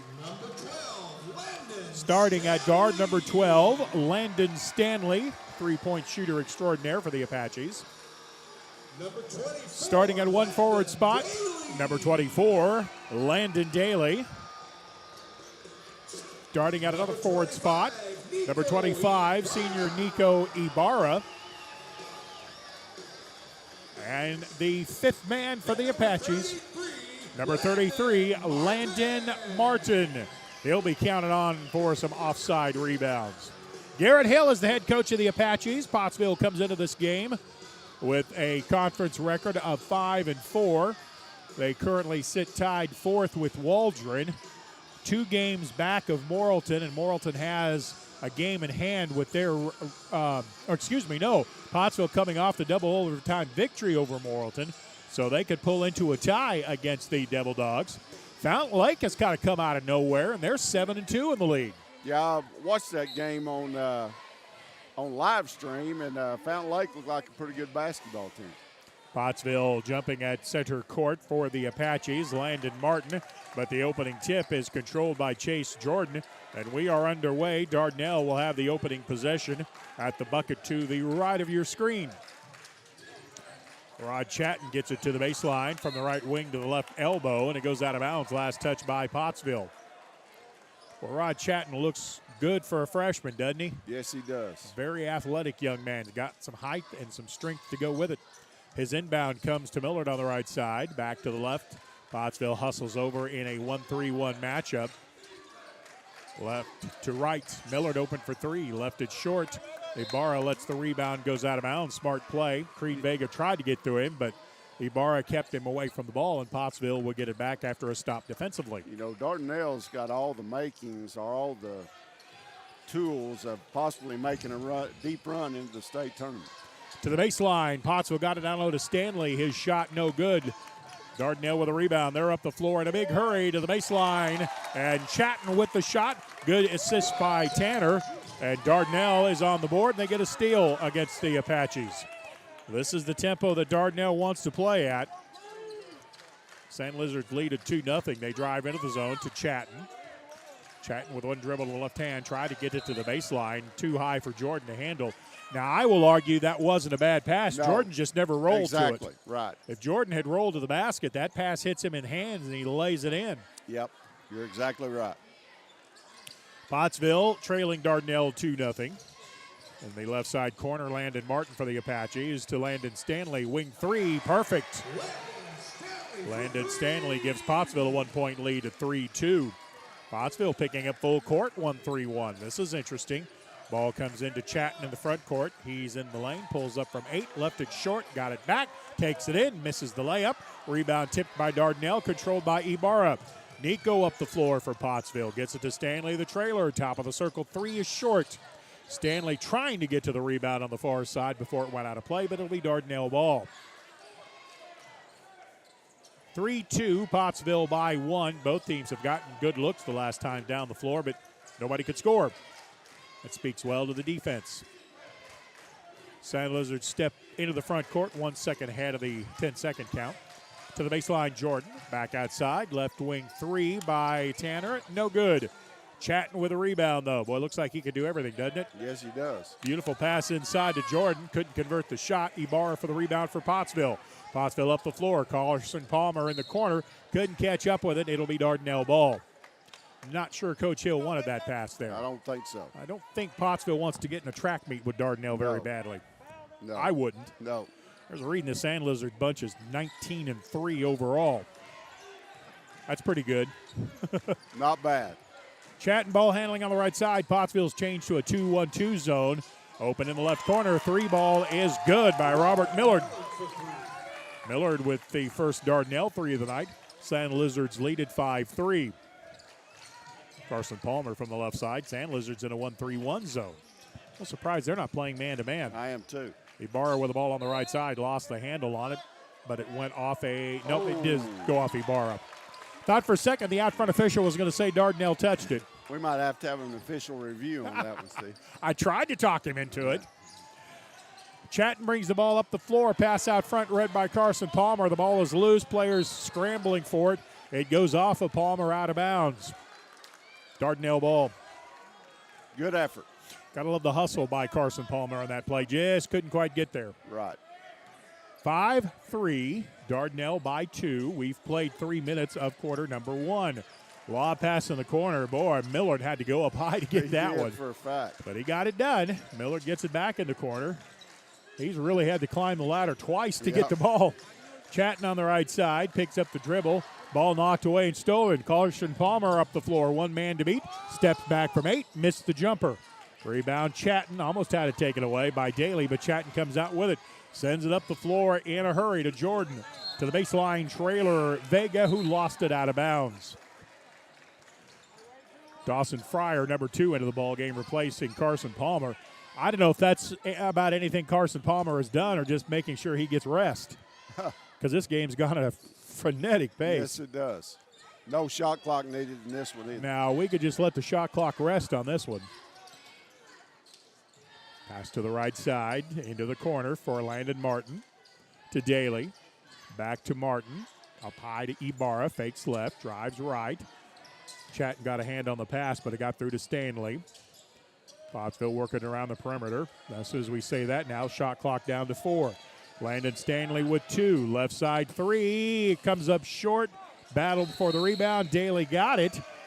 Foul on the floor. They're going to call it on Dardanelle, or they jump ball. Jump ball. They are going to say jump ball. Sure looked like somebody came over Daly's back to tie that up, but my opinion, and a couple of dollars, you can get a delicious order of nachos. Pottsville ball on the alternating possession as Dardanelle controlled the opening tip.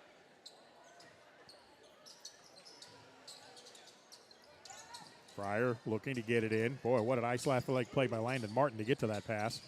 Send it across the lane to Stanley. Now Ibarra, 27 on the shot clock, and reset on the jump ball. Well, there's no such thing as a jump ball anymore on the alternating possession. Long 3 by Landon Stanley, no good. Long rebound in the corner, tracked down by Martin. He kept it alive back out to Stanley, and Pottsville with a fresh 35. Stanley into the paint. To the left side, Dawson Fryer for 3. That's offline. Rebound controlled by the Sandlizards. Chase Jordan went up high to get that one. Ball comes up the floor. Tanner to the baseline. Reverse layup. Good. Creed Vega with a 2-pointer. That's another freshman for the Sandlizards. 7-3. Dardanelle by 4. Pottsville needs a basket on this possession. Get it into the 1-3-1. Back out to Ibarra. Open for 3. It bounces off. No good. Pottsville's missed their last 3. Sandlizard rebound. Tanner up the floor. Into the lane. In traffic. Got it back out front to Vega. And then Chatton. Dardanelle will recycle against the Apache zone. 7-3, Dardanelle by 4. 2:44 to go in the quarter. Chatton walked with it. At the left elbow, he forgot which foot he used as a pivot and got caught for the travel. Landon Williams, number 5, into the ballgame for Pottsville. 7-3, Dardanelle by 4. The only bucket Pottsville has tonight is Landon Stanley's 3 that came early on. Pottsville working it around the perimeter. Ibarra to the right corner. Now Stanley dribbles out of traffic to Ibarra. Pull-up jumper from the elbow is no good. Up high for the rebound was Jordan. He tipped over to Chatton, and the Sandlizards on the attack. Braden Tanner, the point guard for Dardanelle. This time Chatton sets up to his left. Pass comes to the right to Millard. Back to Tanner. To the right side. Long 3 is no good. Rebound tipped a couple of times. Fryer has it. He didn't know someone was coming from behind, and Dardanelle poked it away. Sent the ball up the floor to Chatton. Gives it to the trailer Jordan, who misses the layup. Jordan got his rebound back. Shot blocked by Daly. Foul with the body. Landon Daly called for the personal foul. Yeah, you could see that steal coming for Dardanelle. Yes. Dawson Fryer had no idea where the defense was. Free throws coming for Chase Jordan. Left-hander connects.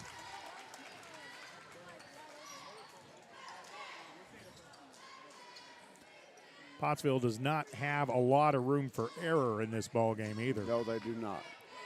Jordan's second free throw too strong. Rebound by the Apaches, Landon Stanley. And he throws it away, trying to get up the floor to Carson Palmer. That's one thing that the Apaches cannot afford to do is give the ball right back to Dardanelle. It's an 8-3 Sandlizard lead. Millard on the baseline. His off-balance jumper is no good. Landon Daly stayed with the play, battled, and got the rebound. 8-3, Dardanelle with the lead. 1:20 to go in the quarter. Pottsville needs points. Stanley into the paint. To the left side, Williams. Back up around the perimeter, and Pottsville almost throws it away. Good job by Palmer to track it down. But now the shot clock down to 15. Dribble drive by Daly. Blew past the defender and laid it in. Good job. Landon Daly just went blowing past Jordan like Jordan was nailed to the floor. 8-5, three-point lead for Dardanelle. We have about a 25-second difference between the game clock and the shot clock. Chatton got it to the baseline. Nice over-the-head pass, gets across the lane and through to Jordan. He puts it up and scores and draws a foul on the Apache defense. With this lineup, Pottsville gives up an awful lot of height. A lot. Chase Jordan with the bucket, and he'll be at the line with a possible three-point play. That foul was called on Landon Stanley. His first, the team's second. And it is a three-point play the hard way as Chase Jordan converts. 11-5, Dardanelle with the lead. Now we have about an 8-second difference between the game clock and shot clock. Pottsville cannot realistically wait for one shot. Dawson Fryer on the left to Stanley. Back to Fryer. Dawson gets it to Carson Palmer. He's in the lane, pulls up from 8. Got it. Good-looking shot there. Good shot. Carson Palmer with his first bucket of the game. 11-7, Dardanelle. 15 seconds to go in the quarter. Sandlizards can wait on one shot, and I would think Coach Sturdivant would want that. Brandon Tanner on the left wing. Palmer cuts him off. Ball knocked away. Apaches had the steal with 4 seconds. Ibarra with a bad pass up the floor. Dardanelle gets it back. Half-court shot would have counted if it had gone. Boy, Pottsville dodged a bullet there. Sure did. But it was just offline to the left. At the end of the first quarter, Dardanelle 11, Pottsville 7. We're back after this 1-minute timeout on the Arkansas Sports Network. Back to school, yard work, football practice. Don't forget to pay these bills. The schedule is so full, there's no time for a hiccup. Time is of the essence. At D3 Auto, we make the car buying process fast and easy. D3AutoSales.com. Follow us on Facebook. The news says Gen Z is struggling. I've got news for them. I wait tables, but last week I built a field hospital. I put out a forest fire. I stopped 1,000 attackers. And a natural disaster. I've saved lives and led a team on patrol. I serve. Well, I go to school full-time. While I work full-time. The greater the challenge, the stronger we become.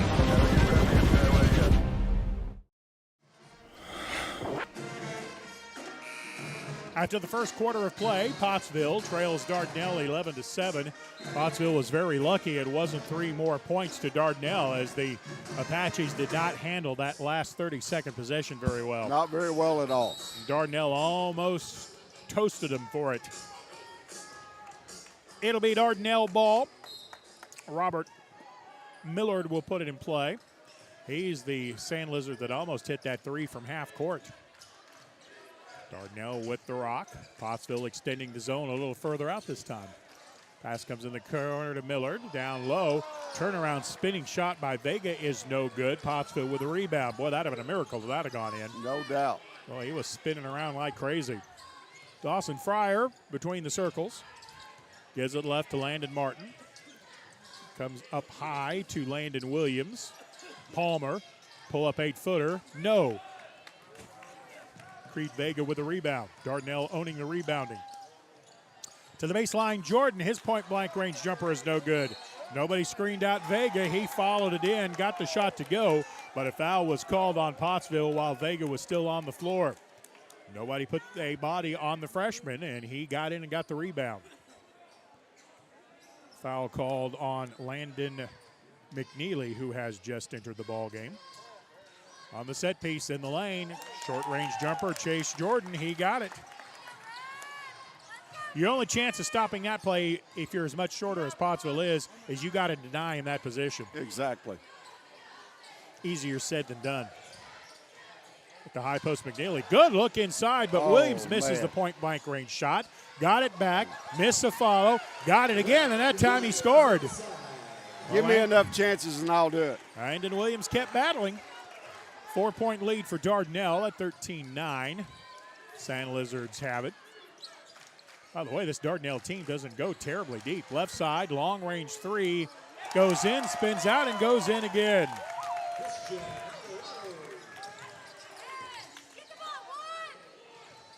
Christian with the long-range jumper. Alvarado with the 3.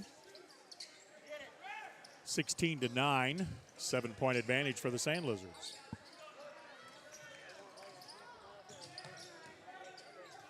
I believe Dardanelle with Pottsville's lineup here right now is just daring Pottsville to shoot the ball from the outside. Yep. And Landon Martin will put up a 3 and nail it. And that usually helps when you can do that.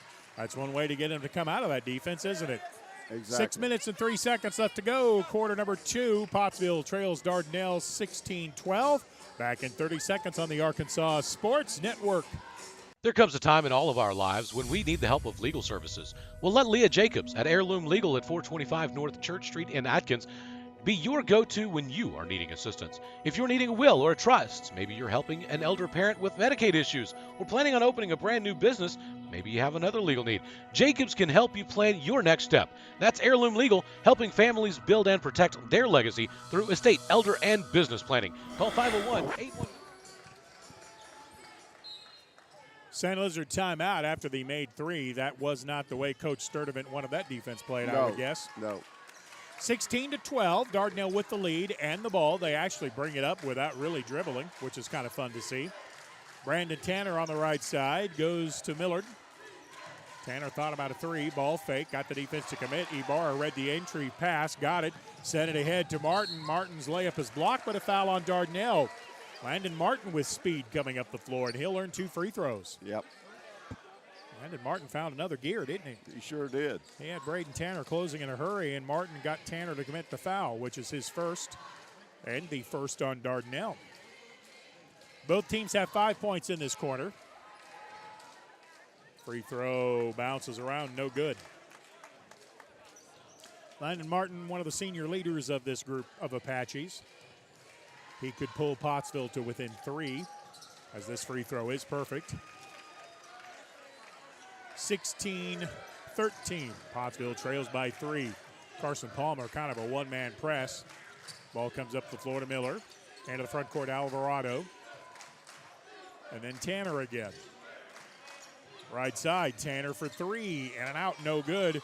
Ibarra with a rebound, and he's going to get fouled by Chase Jordan. Strong rebound by Nico Ibarra. And a good box out to draw the foul on Chase Jordan. Yes, it was.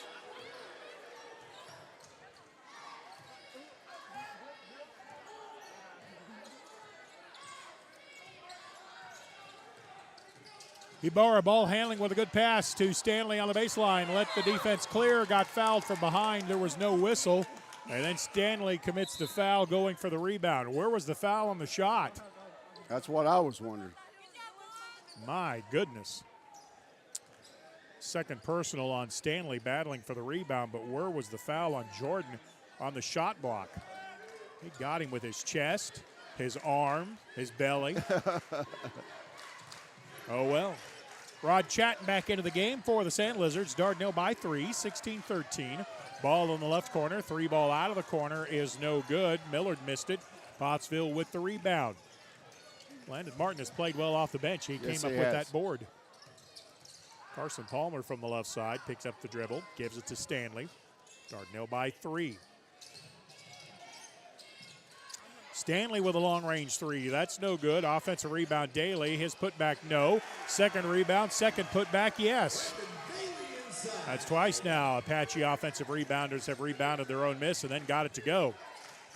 Something to be said for tenacity. Yes, indeed. Chatting into the front court.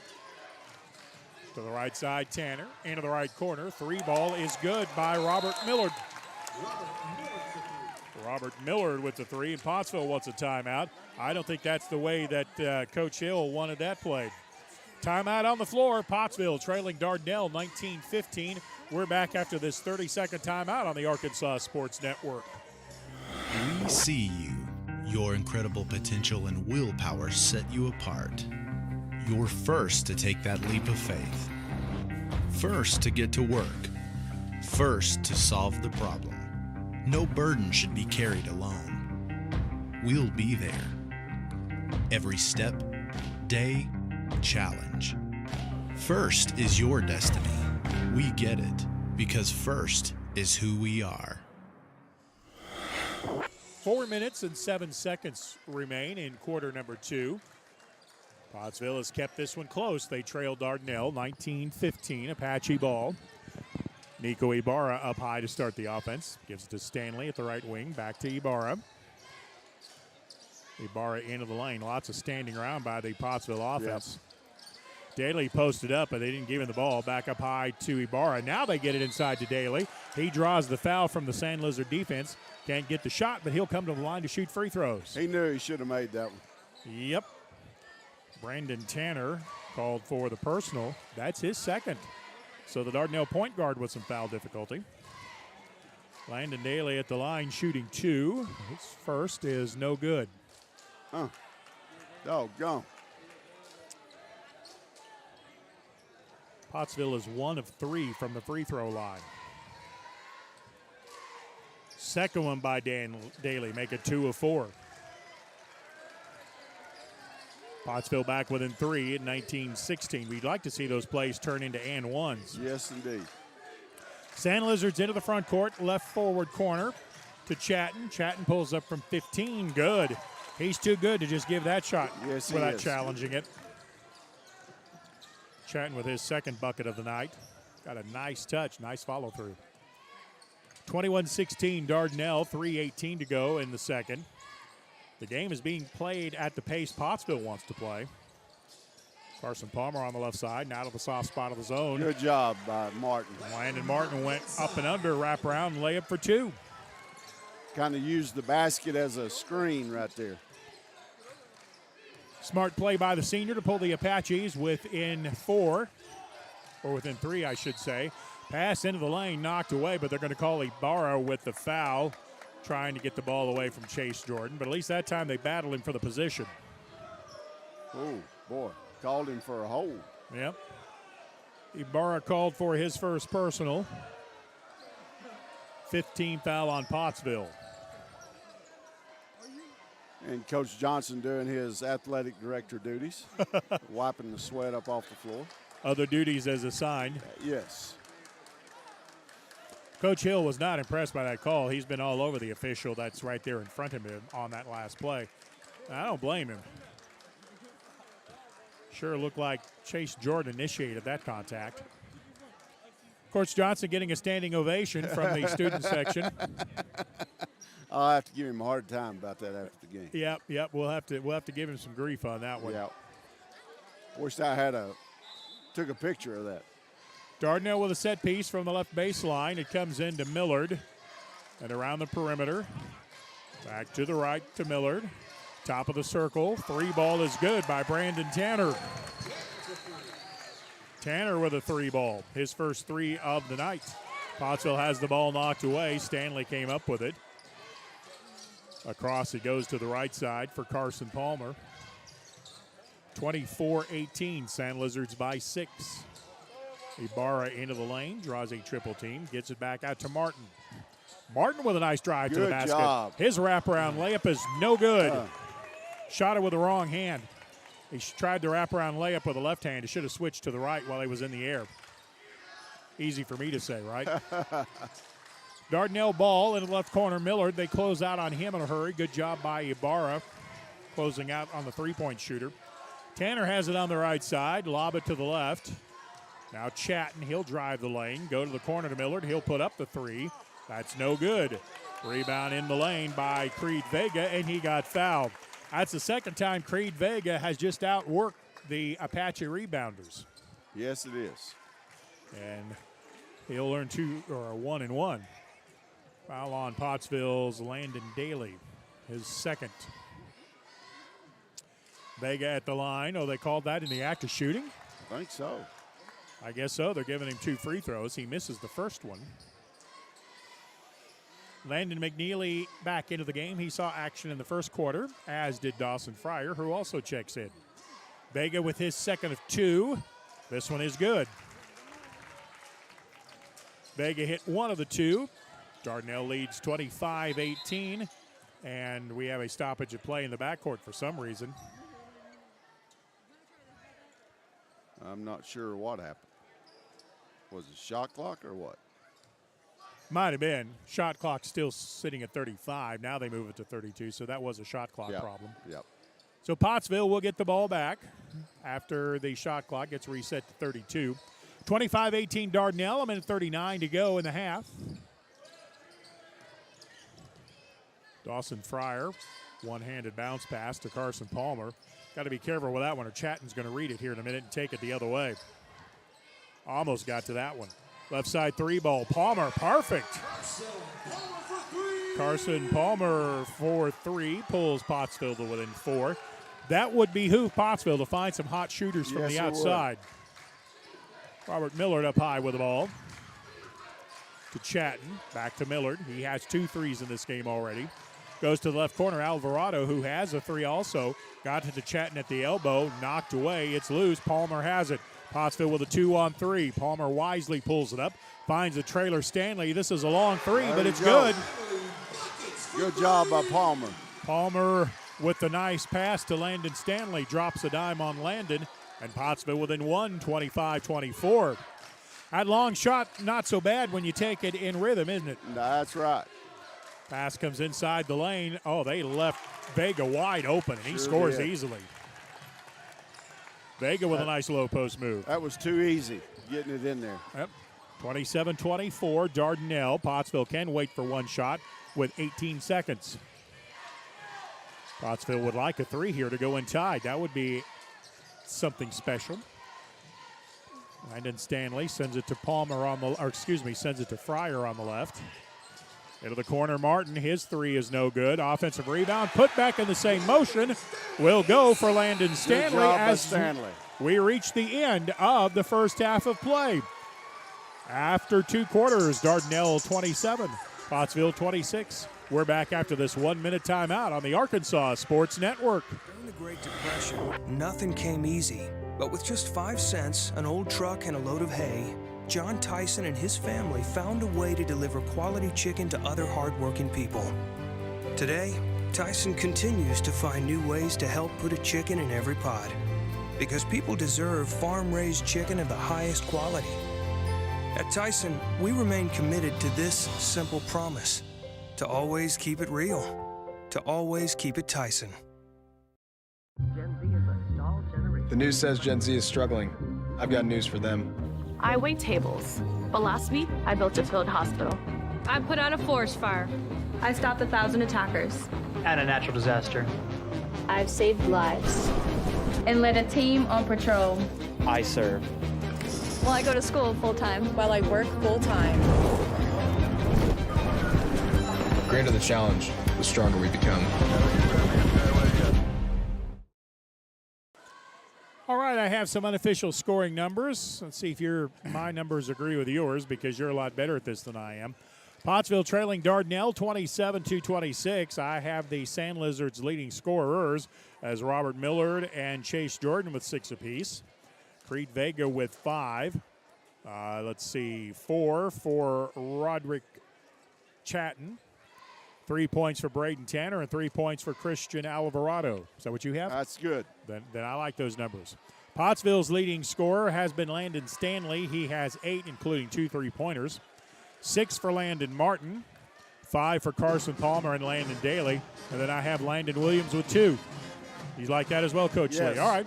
Pottsville trailing by 1, 27-26. Let me get your thoughts on this very entertaining first half of play. I thought Pottsville has got the pace of the game at where they want it. We had a stretch where we were real lazy with the basketball, trying to force the issue instead of just being patient. And rebound-wise, we're even right now with Dardanelle, even though Dardanelle's got the height advantage on us. But, we got the game right where we want it right now. No doubt about that. Pottsville within 1, 27-26. I, for one, will be really surprised if Coach Sturtevant doesn't come out in a man-to-man. Likewise, I think so.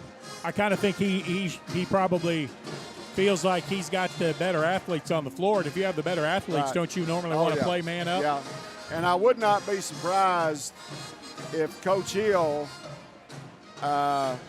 maybe boxing one, possibly on what's 24's name? You had it, Millard. Millard. Possibly a boxing one. If it comes down to it, try to force the other guys to shoot the basketball. Okay, Coach, I see. Maybe a triangle in 2. I see ESPN calling you there on your phone, so I'll let you take that call. Okay. And, tell everybody in Bristol hello. Pottsville trailing Dardanelle 27-26. We'll come back with second half action after this timeout. So long for just a little while.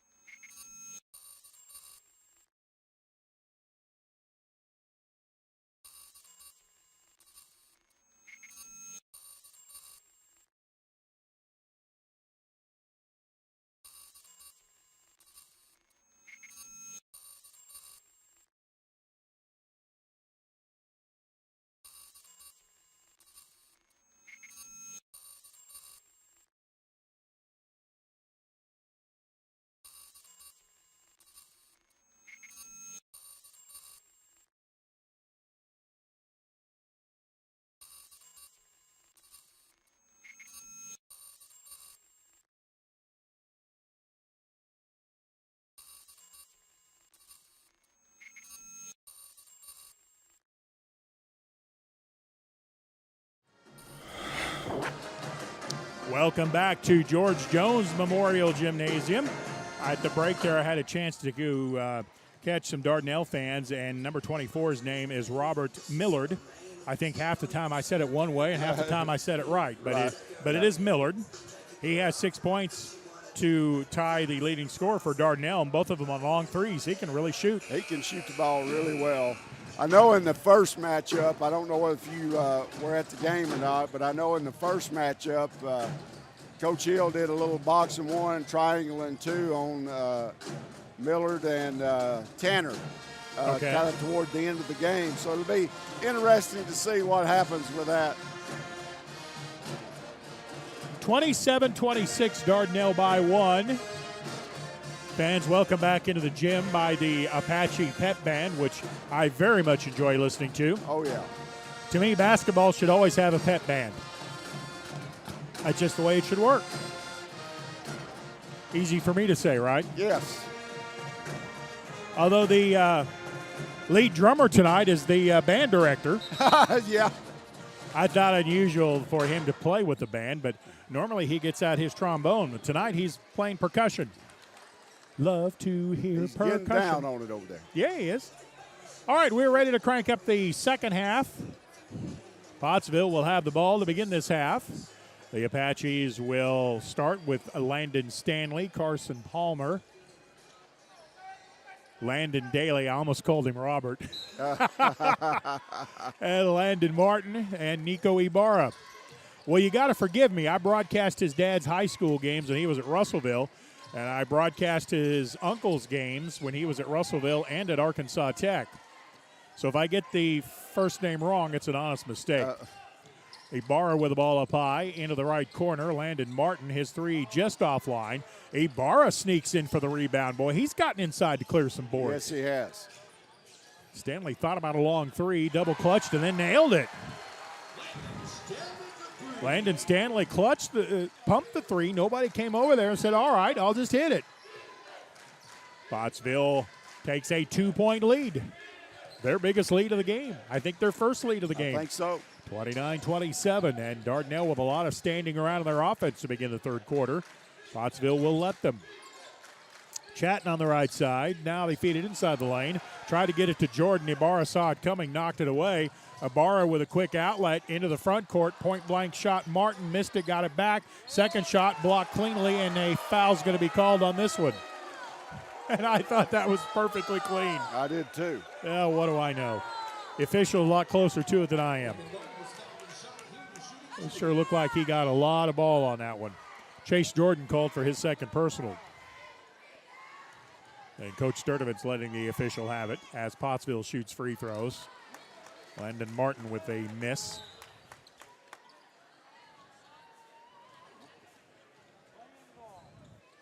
(29-27), Pottsville by 2. Second free throw by Martin. Missed them both. Boy, you can't afford to do that against a team like this. Dardanelle on the rebound on the miss. 29-27, Pottsville by 2. Yeah, you hate to leave points in the lane on that. Chatting from the baseline, pull-up 12-footer, rattles around, no good.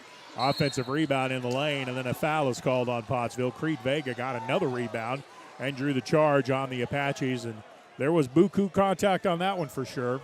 Sure was. Nico Ibarra called for his second. One team foul on each team. And free throws coming for the freshman, Creed Vega. His free throw is good.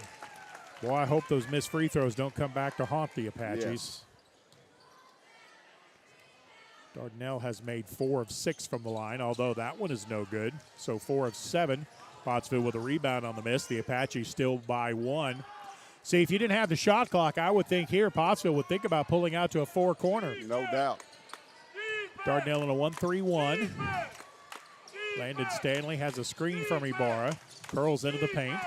Goes to Palmer in the left corner. Touch pass back to Ibarra. Wrap around to Stanley, who was not looking for it.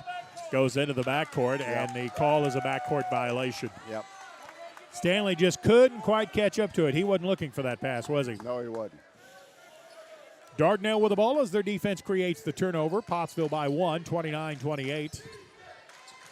Braden Tanner out high with the ball. Carson Palmer on him. I'm not sure I wouldn't match up a little tighter on him.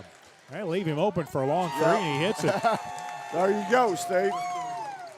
I would have just as soon been wrong. 31-29, Dardanelle with the lead. Ibarra with a no-look bounce pass into the lane. He should have looked as it got knocked away. Scramble for the loose ball on the sideline. It goes out of bounds, and they're going to call a foul on Dardanelle. Ibarra got his legs taken out from under him by a Sandlizard defender going for the ball, and the foul is called on Robert Mallard, his first. You can tell we're sitting on the Dardanelle side, yes, right? Yes, you can. Carson Palmer back to Ibarra. Dardanelle with the lead, 31-29. Carson Palmer with it on the right side. Tried to get it in the lane. Dardanelle saw it coming. Steal. Outlet pass too far down court for Chatton to handle. Let me tell you what Dardanelle's doing in this 1-3-1. Remember a guy by the name of Scottie Pippen who played at UCA? Well, UCA would stick him at the top of the zone with that 6'7" reach and length. Dardanelle's doing the exact same thing, except they are putting Rod Chatton at the top of the zone. It's hard to get around him. Pottsville got it to the right wing, which is where you can attack that from. Right. And Carson Palmer knocked down the three. Palmer's had a good ball game so far. And he puts Pottsville back up top by 1. Teams going back and forth. Right side, here's another three. That's no good. Stanley with a nice box out on the opposite side, and that time he did get a body on Creed Vega. Right side, Palmer for 3, missed it. Rebound, Sandlizards. Well, that shot was taken in rhythm, though, in the transition game. Tanner out high with the ball. Coach Hill don't mind that shot. Nope. You do it in rhythm. Probably not. In fact, he just hit one. Chatton on the left side, into the corner. Mallard for 3. He got knocked down, and he'll shoot 3 free throws. Ibarra came over to challenge the 3, but way too aggressively. Yep.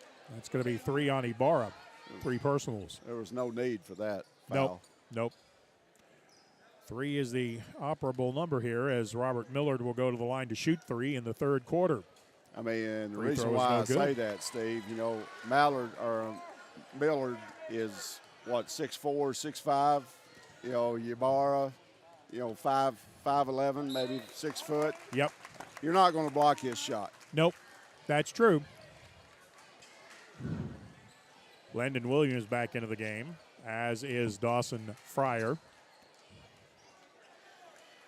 Millard's third of 3. He got 2 of the 3.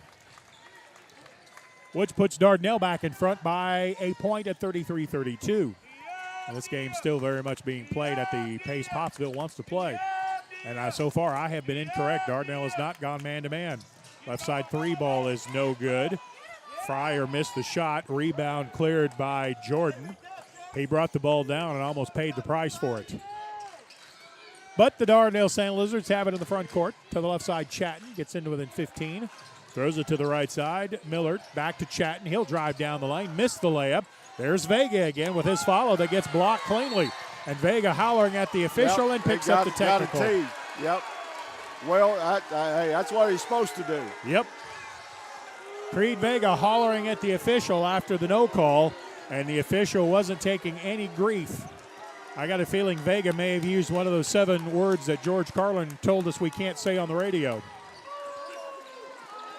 I mean, if you don't stop it now, yeah, it's going to carry on. Stanley at the line hits the free throw. One official is over talking to Coach Sturdivant, but I got a feeling he's not going to take much either. Second one is good by Stanley. So 2 shots on the technical. That counts as a personal foul on Creed Vega. It is his first, and it'll be Pottsville ball with a chance for a 5-point play. Apaches now back up top 34-33. That could end up costing Dardanelle dearly. Stanley to the right side. Martin drives baseline, bounce pass into paint. Left-handed layup is no good. Martin got it back. He's still battling down low. That shot bought cleanly out of bounds.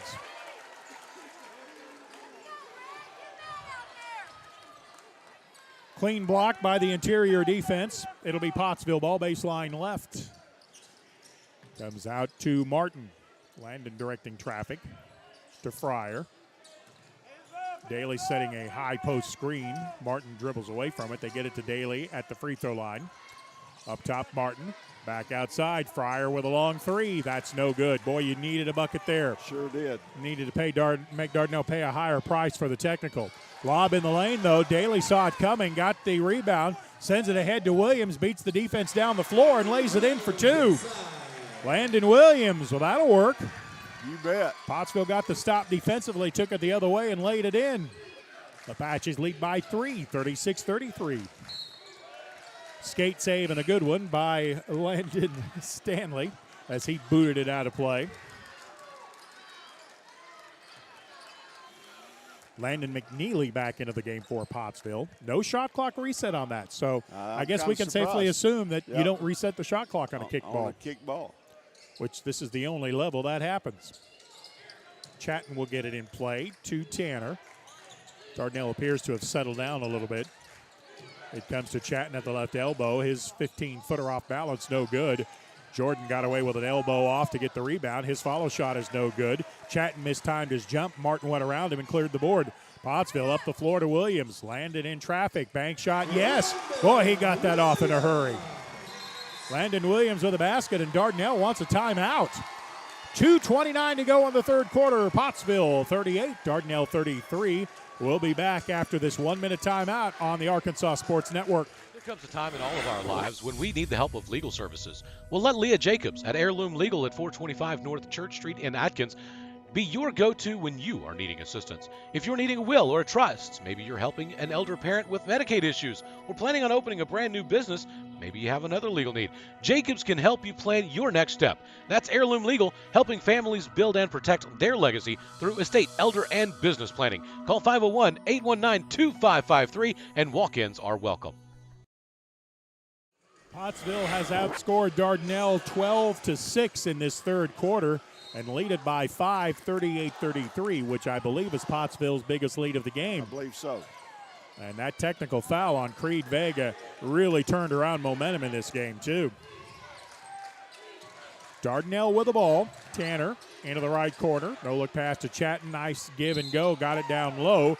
Jordan missed the shot, though, and Pottsville picks up the foul, but you might trade the foul there to make him shoot free throws. Exactly. You've got bodies if you're Coach Hill. You can afford to give some fouls down low. Yeah, Coach Hill goes about 8 or 9 deep. Yep. That is the first personal on Landon Martin. Free throw is good. Jordan Chase has his 7th point of the night. He has a second free throw. Got a screen out if he misses it. He doesn't. Although, for the record, Pottsville did screen out pretty well. Jordan made them both. 38-35. Pottsville by 3. Coming up on 2 minutes to go in the third. This is Landon Stanley out high. Sent over to Fryer. Pottsville is really spreading the floor out, trying to create some passing lanes. Only that time, Fryer tried to throw it through two Sandlizard defenders, and Dardanelle got the steal. That's a hard pass to make right there. You have no way to get there. With Dardanelle's length. Millard with the ball on the left side. Got it to Tanner. 15-footer is good. Dardanelle has settled down considerably. Braden Tanner has 8 in the game. Sandlizards back within 1 at 38-37. Now Dardanelle spreading out the defense a little more. They're picking up at half court. I kind of figured this would come a little sooner. Dawson Fryer on the left. Drives into the elbow. Now they get it down low. Shot is no good. McNeely was intimidated by that one. Yes, he was. You could see that coming. A little head and shoulder fake is a wonderful thing when you got a bigger guy coming, and then you jump right into his chest. He'll learn. Yep. Braden Tanner with the ball, feeds it to the left side. Millard open for 3, did not shoot it. Back up top to Tanner. Now Millard will. Left side, long 3 is good, and he got fouled. That's twice now Pottsville's fouled a jump shooter, putting up 2 shots. Landon Stanley called for the personal. You know, once again, Steve, you know, you got a smaller guy trying to block a taller guy's shot. I mean, you just don't do that. Yep. Dardanelle has reclaimed the lead at 40-38. Pottsville has gone ice cold from the floor. Free throw is perfect. Millard has 12 for the Sandlizards.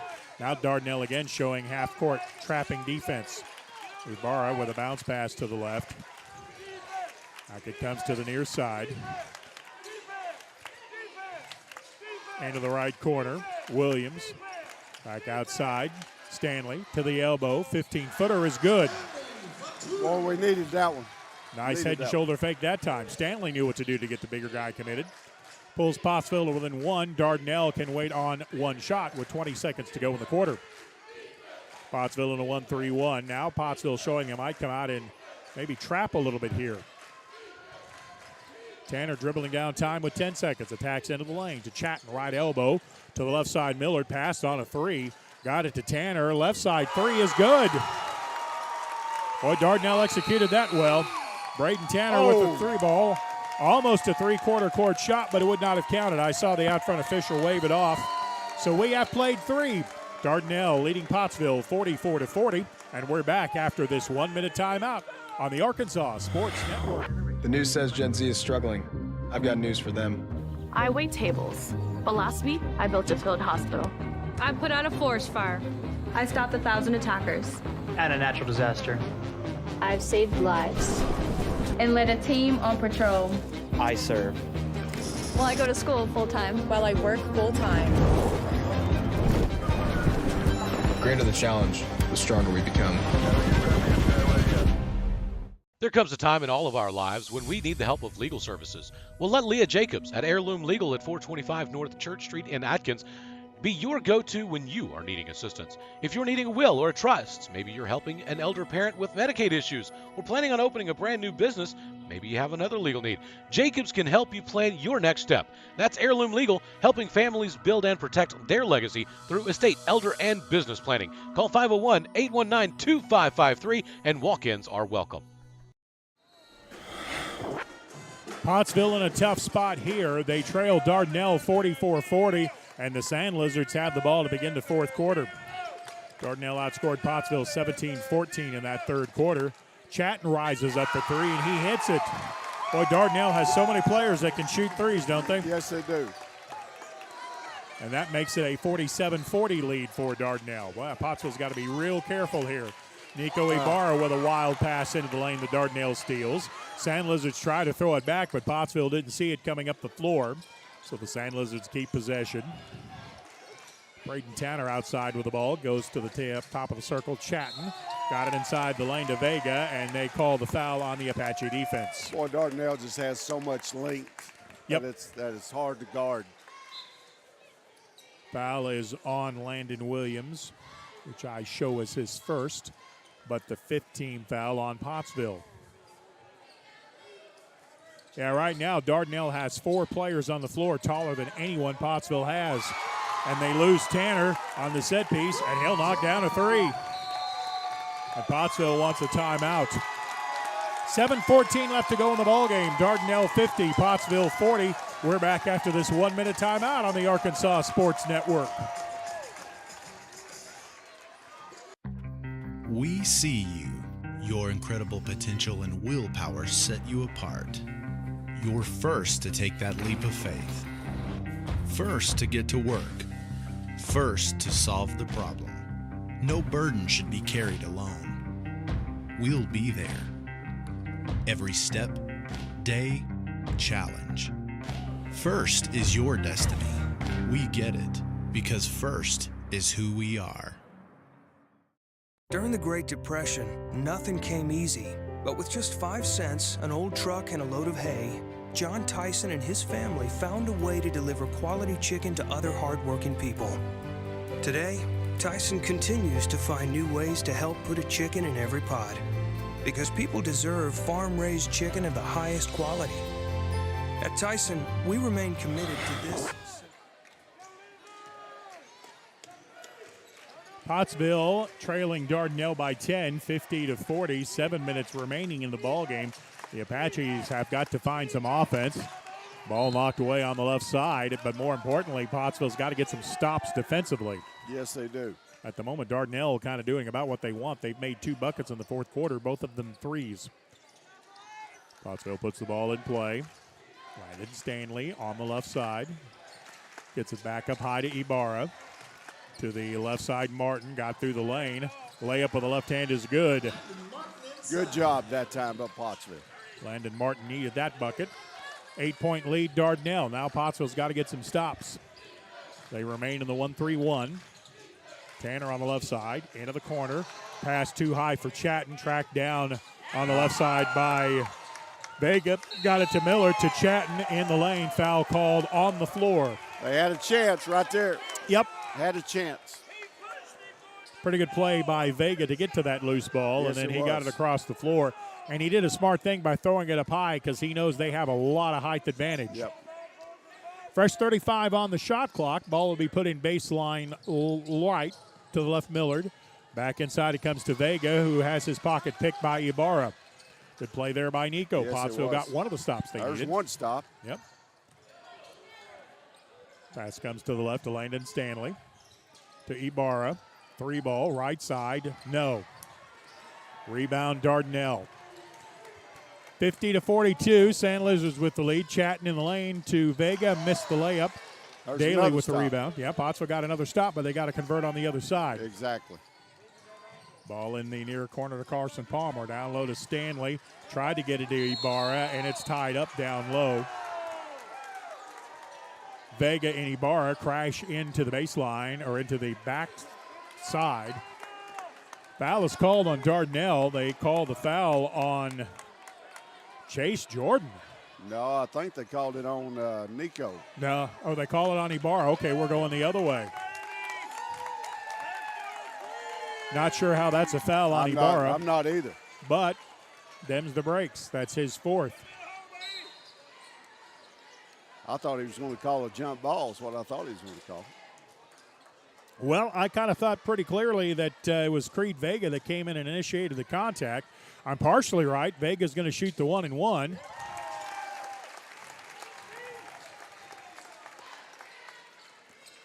(51-42) Dardanelle with 5:46 to go. Second free throw by Vega is no good.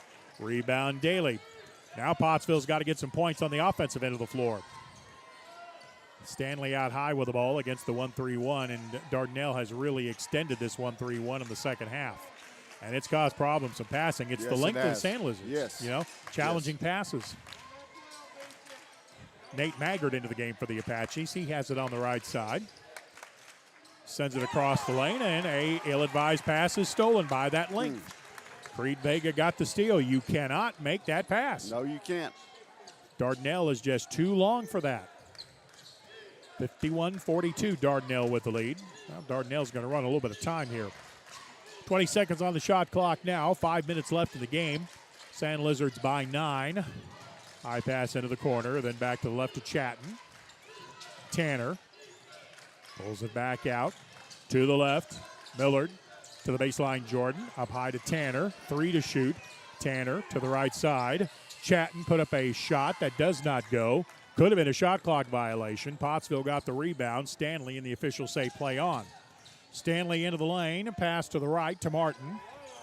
Martin into the lane. Splits the defense. Puts it off the backboard and scores. That's what we got to do, Steve, is penetrate those gaps. Martin with a 2-pointer. Pottsville down 7 at 51-44. There's still time. 4:19 to go. Robert Millard out high with the ball to Chatton, and again Dardanelle running time. It's down to 15. Chatton to the right side. Millard for 3. That's no good. Rebound kept alive by Jordan. Dardanelle has a fresh 35. Tanner step back 2. Got it. Braden Tanner with a 2-pointer and a timeout called by Pottsville. 3:54 left to go in the ballgame. Dardanelle leads at 53-44, and we're back in a minute on the Arkansas Sports Network. Gen Z is a stall generation. The news says Gen Z is struggling. I've got news for them. I wait tables, but last week I built a field hospital. I put out a forest fire. I stopped 1,000 attackers. And a natural disaster.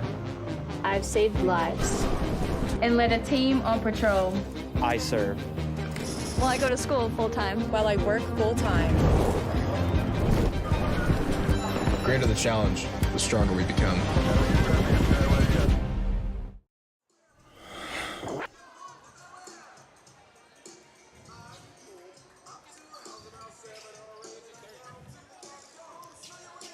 53-44.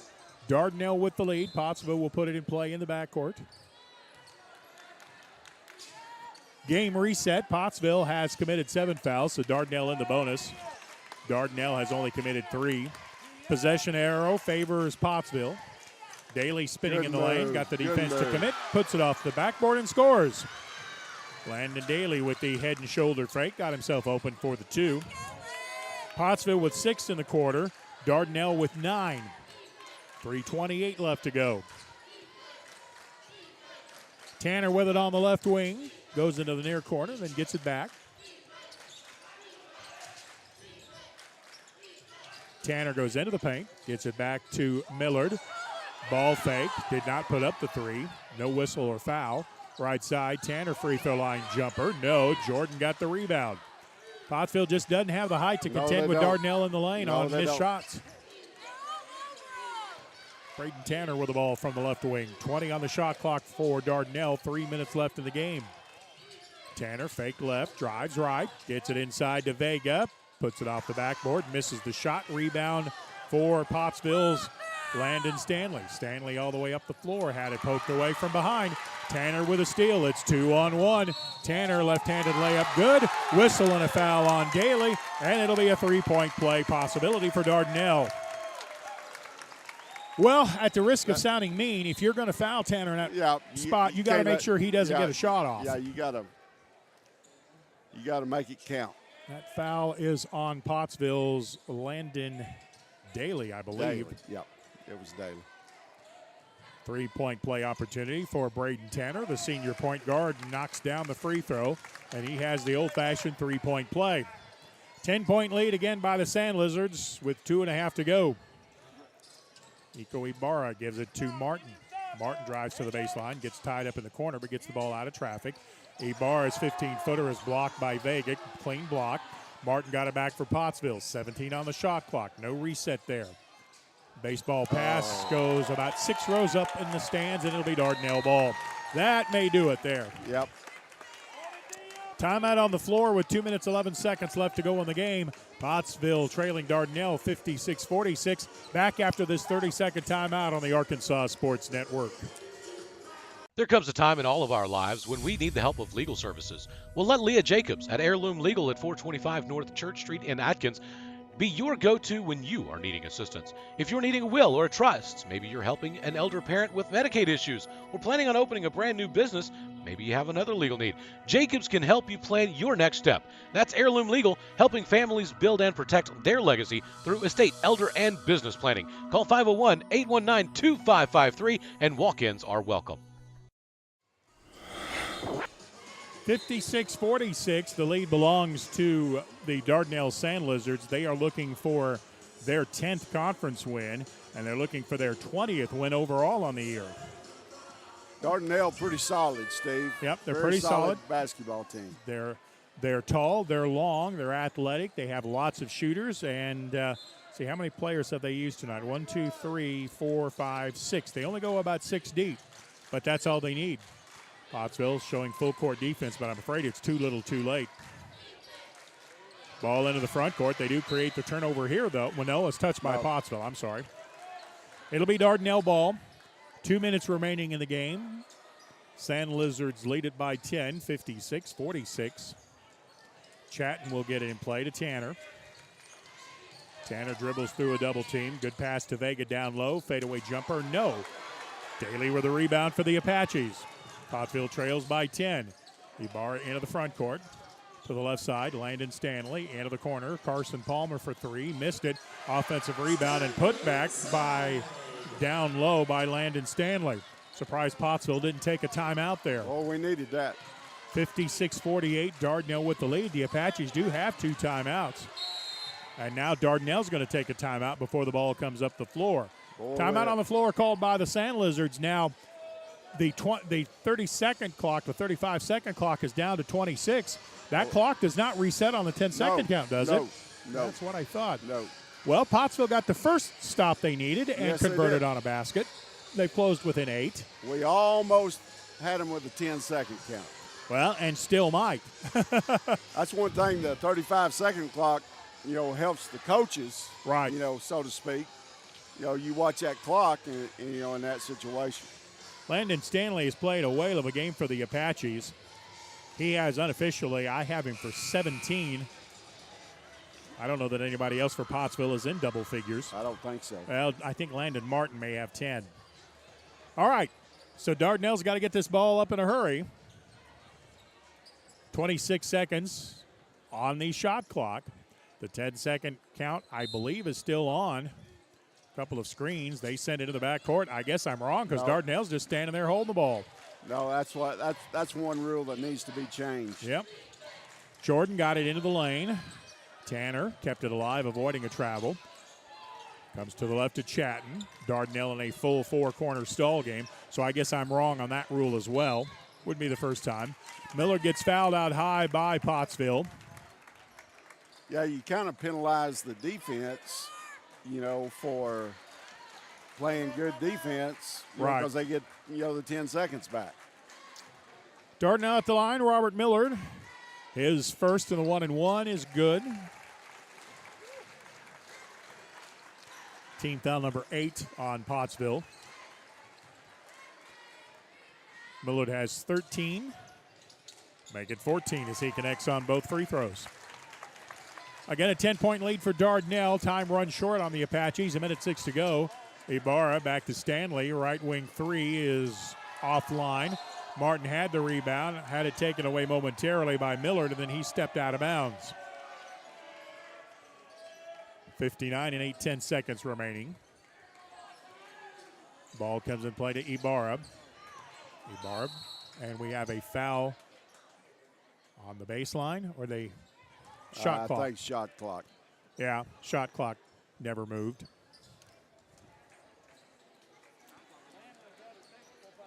Ten-point lead by Dardanelle, 58-48. Let's see what they're going to do with the shot clock here. Nothing. So it'll be Pottsville ball, baseline left. Why did we stop the clock? That's what I'm wondering. We changed nothing. No, we didn't. We put 59 and 7/10 back on the game clock. It was down to 58. Right side three ball is up, and it is good. Landon Martin with the three. Here, Pottsville calls a timeout to get the defense set. 53 seconds remain of the game. Pottsville within 7, 58-51. We're back in a minute on the Arkansas Sports Network. During the Great Depression, nothing came easy. But with just 5 cents, an old truck, and a load of hay, John Tyson and his family found a way to deliver quality chicken to other hardworking people. Today, Tyson continues to find new ways to help put a chicken in every pot. Because people deserve farm-raised chicken of the highest quality. At Tyson, we remain committed to this simple promise: to always keep it real, to always keep it Tyson. Back to school, yard work, football practice. Don't forget to pay these bills. The schedule is so full, there's no time for a hiccup. Time is of the essence. At D3 Auto, we make the car buying process fast and easy. D3AutoSales.com. Follow us on Facebook. Pottsville battling to make it interesting here down the stretch. Dardanelle by 7, 58-51. That was 12 not long ago. Tanner has it in the backcourt. He gets double teamed, puts it on the floor, brings it up the left sideline to Millard in the front court. Now Millard is double teamed to Chatton. And Chatton gets fouled by Martin, and he'll come to the line. Still a 1-and-1, but this will be the last one. Not a bad foul. No. Rod Chatton has 7 in the game. He'll be at the line, shooting a 1-and-1. Foul was on Landon Martin, which is his 4th. Chatton with the front end, fires, no good. 2-shot foul, was he shooting? Must be. That was the 10th, I'm sorry. I thought it was the 9th, it's the 10th, so my mistake. Chatton missed one. Pottsville definitely needed that. You had me believing you, Steve. Yeah, what do I know? I do know Pottsville's going to have to rebound here if Chatton misses this one, which he does. And then Dardanelle knocks the ball away and steals it. Chatton takes it to the basket, missed the layup. Vega kept another rebound alive, got it to Chatton. Boy, that hurts. Yes, it does. Pottsville had 2 chances there. Had 2 chances. And we got a foul called on Pottsville again. And we have 2 more free throws coming for Dardanelle. The foul is on Pottsville's Carson Palmer, his first. Free throw is good. Pottsville got 2 misses and a rebound, and Vega took it away from the Apaches. Yep. Could have been a huge difference. Millard's second free throw comes up short, and Millard over the back to try to get the rebound. That was not the smartest of plays for Dardanelle. No, it wasn't. But they got fouls to give. Yeah, they got fouls to give, so that is just the 4th team foul on Dardanelle as the foul is called on Robert Millard. Pottsville trails it 59-51. Apaches with 20 seconds in play to Daly. Daly from 15. Got it. Pottsville has a timeout to use and does. 59-53. Pottsville trails by 6. Well, it's tough to get 3 possessions in an 18-second time period. Yeah, it is. Because Pottsville's got to get the ball twice, and Dardanelle will have it here. Okay, here's a question for you, Steve. All right. All right, since we went to the shot clock this year, when are we going to start stopping the clock in the 4th quarter? When it gets down under 2 minutes. Yeah, good question. Or under a minute. It's a minute in college, right? Yeah, it's under a minute. When are we going to do that? Let's put that rule in, which I like. And while we're at it, let's take the rule from the ladies' game and from the NBA game that after a timeout, if you wish, absolutely. you can take the ball in the front court. I agree. I like that rule as well. Yes. 59-53, Dardanelle by 6, 18 4/10 remaining. Pottsville needs a steal, and they need it quickly or a quick foul. And missed free throws. Comes into Tanner. They get the quick foul. And you don't really have a lot of choice on who to foul. No, not at this point. You just got to go get them. Got to go get them and hope somebody misses. Yep. I think that may be 5 on Ibarra. They called it on Martin, I think. Oh, did they? Get it on Martin? Okay. Yep. So that may be 5 on Martin. Take your choice. Landon Martin will foul out of the game, having scored 13 for the Apaches. I don't figure this young man's going to miss both of them. Nope. Braden Tanner at the line. He has yet to miss a free throw tonight, and he'll be shooting 2. His first one is perfect.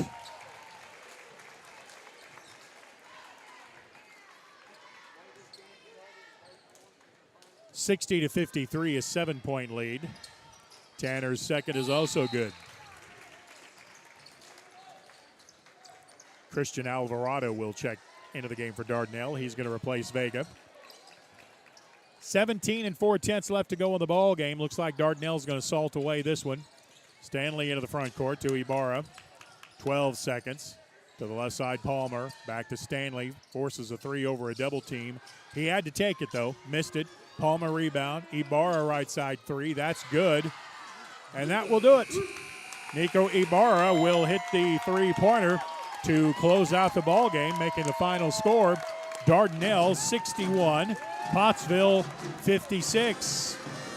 All around pretty good win for the Sandlizards, Coach Lee. Yes, it was. Well played game by Dardanelle. As we said earlier, they've got all the makings of a state tournament deep run team.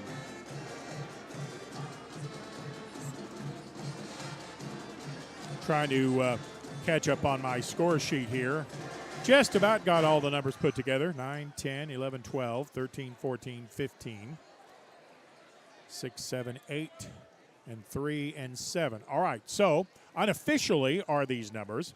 The Dardanelle Sandlizards leading scorer was Braden Tanner. He had 20 points, including a perfect 3 for 3 from the free throw line.